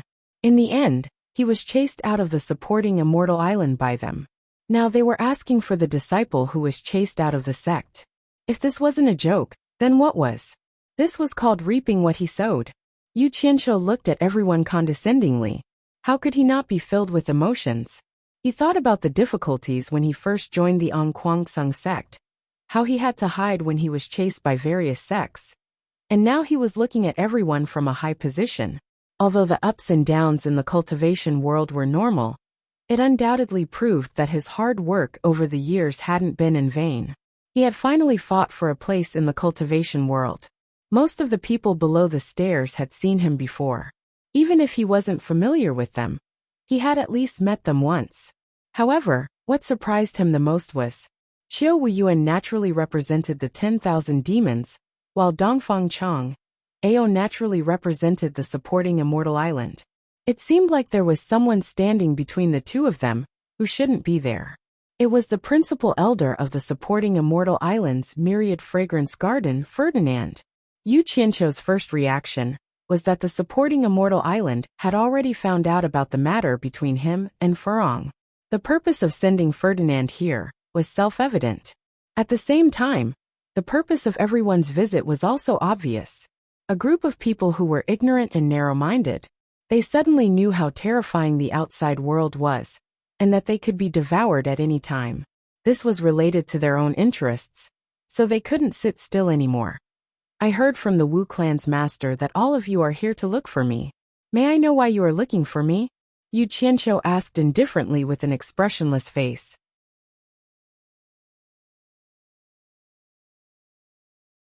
Chapter 676. Since the silence had been broken, someone had to speak first. The so-called number one sect in the world, Fuxian Island, was about to play its role. Dongfang Chang, Ao looked at Yu Qianqiu with a complicated gaze, and cupped his fists with difficulty. Yu Qianqiu, you've been roaming around the various countries for many years. I'm sure you know the situation of the Chinese cultivation world better than us. The Chinese cultivation world is now in a precarious situation. The soul formation stage masters of the various countries are like sharp swords hanging above our heads. Once they make a move, the various sects won't be able to fight back at all. Yu Qianqiu frowned. This doesn't seem to have anything to do with me, right? Brother you can't say that. Xiao Wuyuan also awkwardly cupped his hands and said, no matter what, you are still a part of China's cultivation world. Are you really willing to watch China's cultivation world be destroyed by foreign enemies? I really don't see why you guys are looking for me. If the soul formation stage masters want to make a move, I won't be able to stop them even if I want to. I'm sure you guys know this. Yu Qianqiu continued to play dumb. May I know why so many of you are looking for me? Dongfang Chang'ao said righteously. We're here to talk to you on behalf of the Chinese Cultivation Alliance. No matter what, you're a part of the Chinese cultivation world. It's only right for you to stand up in times of crisis. It would have been fine if Yu Qianqiu hadn't said that, but the moment he said that, Yu Qianqiu couldn't help but sneer. Old man Dongfang, how dare you say something like that? When you can't use me, you can't wait to kill me. Now that you're asking me to stand up in times of crisis, you're really reasonable. Oh, so you guys are here on behalf of the Chinese Cultivation Alliance. That's a lot of representatives. Yu Qianqiu seemed to be counting the number of people as he glanced at everyone one by one. It was good to talk to Yu Qianqiu in order to protect the Chinese cultivation world. But no one thought that Yu Qianqiu could protect the entire Chinese cultivation world by himself. However, with his relationship with some soul formation stage masters, it wouldn't be a problem for him to bring one or two top soul formation stage masters over to protect a sect. This was the reason why everyone had gathered here. As for those small sects that were too weak, they knew their limits. They knew that they couldn't compete with those big sects even if they came. Anyway, there were already enough people representing the Cultivation Alliance on this trip. This made Dongfang Chang'ao a bit embarrassed. Otherwise, he wouldn't have dragged Ferdinand, who was in charge of the spiritual herb garden. Sigh. Although when the Chinese cultivation world had any benefits, it was all taken by your sects and had nothing to do with me. But at the critical moment, you guys finally thought of me. It's not easy. Yu Qianqiu was full of sarcasm and didn't leave any face. If he said such words in the past, a lot of people would jump out and beat him up. But now, everyone had to listen even if they didn't want to. Strength, determined attitude. But everyone's face had been tested for a long time. They knew what they could listen to, and what they could pretend not to hear. Many people lowered their heads to look for ants. Yu Qianqiu glanced at the group of people who didn't speak and sneered. Okay. You guys are heartless, but I can't be unjust. Just like Elder Dongfang said, I'm also a member of the Chinese cultivation world. So I promised the Cultivation Alliance that I'm ready to stand up in times of danger. But I can't guarantee that I can help. That's all I have to say. If there's nothing else, you can leave. As soon as he finished speaking, he went back to the building and sat on the rocking chair in the hall, smiling at the people outside. The remaining group of people looked at each other. What was the difference between what Yu Qianqiu said and not saying? If everyone left like this, how could they explain it to the sects when they went back? But he had already agreed to the Cultivation Alliance without hesitation. What excuse could they use to stay? Yu Qianqiu, who was sitting on the rocking chair, closed his eyes gently. One of his favorite things to do was to tear off the disguise of those righteous people, who were covered with a sanctimonious veil, and slowly enjoy their ugly behavior. The group of people outside looked at Yu Qianqiu, who was sitting on the rocking chair, and all of them gnashed their teeth in hatred. Unfortunately, things were different now, and they couldn't do anything to him. Dongfang Cheng, Ao, was also speechless. His words were blocked by Yu Qianqiu. He represented Fuxian Island, and it was not good for him to do anything in public. He could only transmit his voice to Ferdinand next to him. Elder Ferdinand, it's up to you now. Ferdinand smiled bitterly and helplessly. He braced himself to find an excuse and shouted, Yu Qianqiu, do you still recognize me? His voice attracted everyone's attention. Damn! My dear father-in-law, how are you? Yu Qianqiu was speechless. This Fuxian Island was indeed the #1 sect in the world. The resources in their hands were so rich that they could even bring out his future father-in-law. It couldn't be helped. His future father-in-law was acting, and he had to cooperate. Yu Qianqiu, who was sitting on the rocking chair, suddenly opened his eyes and stared at Ferdinand outside. After looking for a while, he revealed a look of disbelief. He suddenly stood up and strode out of the door. He said in surprise, Are you Elder Fei of Wanfen Garden? Haha, that's me. I didn't expect Yu Qianqiu to still remember me, Ferdinand said with a smile. It's really Elder Fei. I thought I saw wrongly just now. Back then in Fuxian Island, Elder Fei had always taken care of me, and I will never forget it. Yu Qianqiu raised his hand and led the way into the house. He said with a smile, I haven't seen Elder Fei for a long time. It's a good time to catch up. Please come in. Ferdinand followed him into the house with a smile. Everyone watched the two of them disappear in the hall. There were not many people who knew about the relationship between Yu Qianqiu and Furong even in Fuxian Island. It should be known that this was an important secret of Fuxian Island that was strictly guarded, and only some of the higher-ups knew about it. Dongfang Cheng Ao, who knew about it, was completely speechless when he saw the two of them acting. It really looked like that was the case. Qiu Wuyuan silently turned around and stared at Dongfang Cheng Ao. He said through telepathy, Brother Dongfang, it seems that the relationship between Elder Fei and Yu Qianqiu is not ordinary.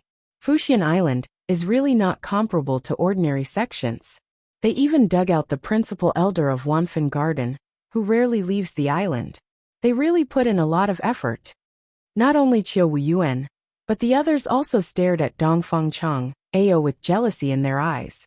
Dongfang Cheng Ao was too lazy to say anything more. He didn't want to stay here anymore. Anyway, he couldn't solve any problem by staying here. Everything depended on Ferdinand. He then turned around and walked out of the crowd. On the upper floor of the quiet guest house, Yu Qianqiu casually set up a soundproof enchantment. Ferdinand, who was beside him, saw his action and nodded. He said, It seems that the rumor is right. Your cultivation has indeed reached the tribulation stage. Your progress is amazing. Yu Qianqiu turned around and said with a smile, Fuxian Island used you as a lobbyist. How are you going to convince me? I don't need to be secretive with you. Fernan was silent for a while before he said with a solemn expression, This time, the supporting Immortal Island has shown great sincerity. If you're willing to return to the supporting Immortal Island, after a discussion within the sect, we'll give you the position of the chief elder of the supporting Immortal Island. In other words, once the current sect leader retires, you will take over the position of the sect leader of Fuxian Island, if there are no major accidents. I think this condition is very good. You can really consider it seriously.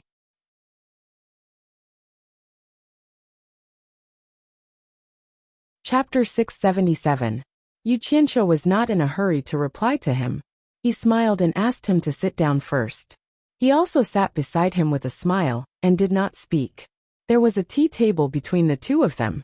There was no tea on the tea table, but Yu Qianqiu took out a pot of good wine as tea. He poured a cup for Ferdinand and said, "This wine is not ordinary. It is the 100-fruit wine given by a monster king in the monster domain. There are not many people in the cultivation world who can drink it. Try this wine and see how it tastes." Although Ferdinand did not know his real identity in the monster domain, he knew that he had a relationship with the ghost general in the monster domain. So, what he said must be true. He did not stand on ceremony with him. He picked up the wine cup and drank it. The cool wine that moistened his mouth slid into his stomach. Immediately, a warm feeling surged and spread to his limbs and bones. His whole body was refreshed, and the fragrance lingered in his mouth. Ferdinand smacked his lips and nodded. "It is indeed a good wine." Yu Qianqiu smiled and filled his cup again. Ferdinand stared at his action with a gratified look on his face. He asked, "What I said just now, have you considered it? It's rare to see you. Why do you talk to me about business as soon as we meet?" Yu Qianqiu joked. "I thought you would ask about Furong first. We will talk about Furong later." Ferdinand sighed and said, "The supporting immortal island is still waiting for my reply. If I don't clear up your matter first, my heart will also be in a mess. The entire higher-ups of the supporting immortal island have high hopes for me. I see that you seem to be very anxious. Is this matter important to you?" Yu Qianqiu asked. "How can it not be important? Since I stepped into the cultivation world, I have always been in the supporting immortals island. The supporting immortals island is my sect, and it can be said that it is the place where I have taken root in my life.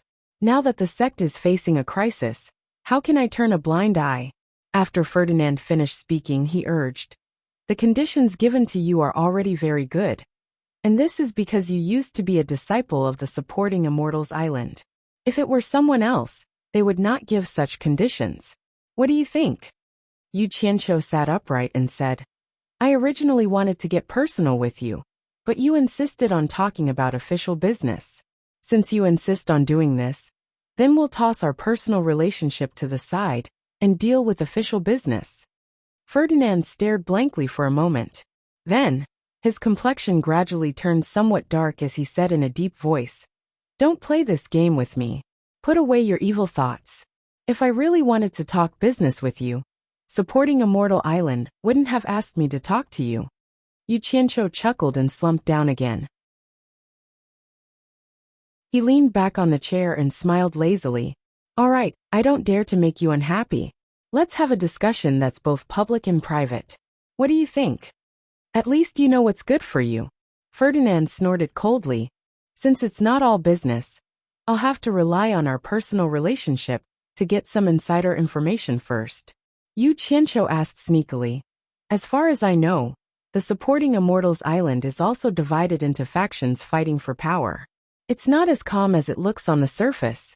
The chief elder is such an important position, and it's related to the candidate for the next sect leader. It's the biggest piece of fat meat. How can they be willing to give it to an outsider like me?" Ferdinand paused and explained, "Isn't it a critical juncture now? We're not 3-year-old children. We're all people who know the big picture. Naturally, we have to get through the difficulties together." Yu Qianqiu made a long, non-committally with a sneer on his face. The more people there were in a sect, especially the sects that were divided into factions, the more people would fight for a higher position. Things like knowing the big picture and getting through the difficulties together were nonsense. Some people who were blinded by greed would often not think about knowing the big picture unless they were at the point of death. As the saying goes, when the forest is big, there are all kinds of birds. Yu Qianqiu did not believe that the opinions of so many people in the supporting Immortals Island could be so unified. He said expressionlessly, "No wonder the supporting Immortals Island can become the #1 sect in the world." He was too lazy to finish his words. If Ferdinand was not stupid, he would naturally understand. Sure enough, Ferdinand smiled bitterly. He knew that this guy had a problem with his dishonesty. He sighed and said, Hibiscus showed up in the cornucopia and was recognized by the people sent by the supporting Immortals Island. When the news came back, it's not a big deal to let Hibiscus leave the supporting Immortals Island without permission with my identity as the principal elder of the Wanfan Garden. But when I left the Chinese cultivation world, many people found an excuse, including the sect leader Feng Xiangtian. They all blamed me. When they were discussing how to punish me, it was Aunt Jiu who stood up and helped me out. Ma Jiu? Yu Qianqiu raised his brows and said in a low voice, could it be that me returning to the supporting Immortals Island to be the chief elder is related to Aunt Jiu? Ferdinand showed a look of approval.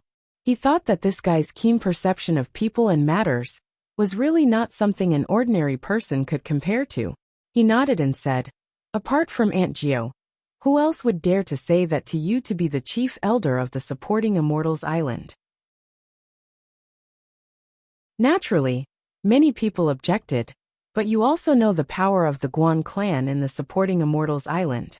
Once Aunt Jiu spoke, the Guan clan's power naturally gave their full support. After that, Aunt Jiu personally mentioned me and asked me to pull you back to the supporting Immortals Island. That's roughly what happened. Yu Qianqiu sneered. Sure enough, people become shrewd with age. This Ma Jiu really had a good plan. Back when he was on the supporting Immortals Island, she tried to pull him back, but he refused, saying that he already had a master, and that he was an expert in the demon domain. Now it seemed that the Chinese cultivation world had also begun to spy on various countries. She probably guessed that his master was the world's #1 expert in the demon domain, so she didn't hesitate to pull him back. He had already refused Ma Jiu once, so she knew that ordinary people couldn't persuade him. Coincidentally, Ferong's matter was exposed.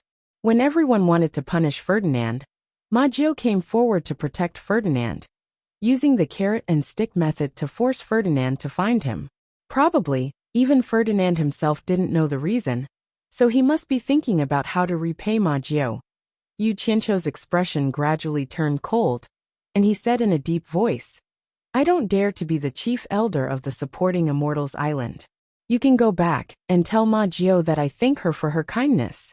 There's one more thing. I'll have to trouble you to pass on to Ma Jiu. Seeing that he flatly refused to go back to the supporting Immortals Island, Ferdinand's expression turned somewhat unsightly. He pulled a long face and said, Is there anything you want me to tell her? I have a friend in the secular world. Yu Qianqiu said indifferently. He's the pillar general of the Huaxia Empire, named Shirwenguang. Due to the persecution of the Li dynasty, he had no choice but to gather an army. Recently, he decided to command the army and overthrow the tyranny of the Li dynasty. I'm in favor of this matter. I hope Elder Fei can tell this to Ma Jiu after you go back. I believe she will understand what I mean and make appropriate arrangements. That you're tuning in to the Li Mei's Sword of Destiny YouTube channel. We're so grateful for your support, and don't forget to subscribe to join us on this incredible journey through captivating stories. Your generosity through donations truly makes a world of difference, as it's the primary source of revenue that allows me to expand and enhance this channel for you. Thank you from the bottom of my heart for being a part of this adventure.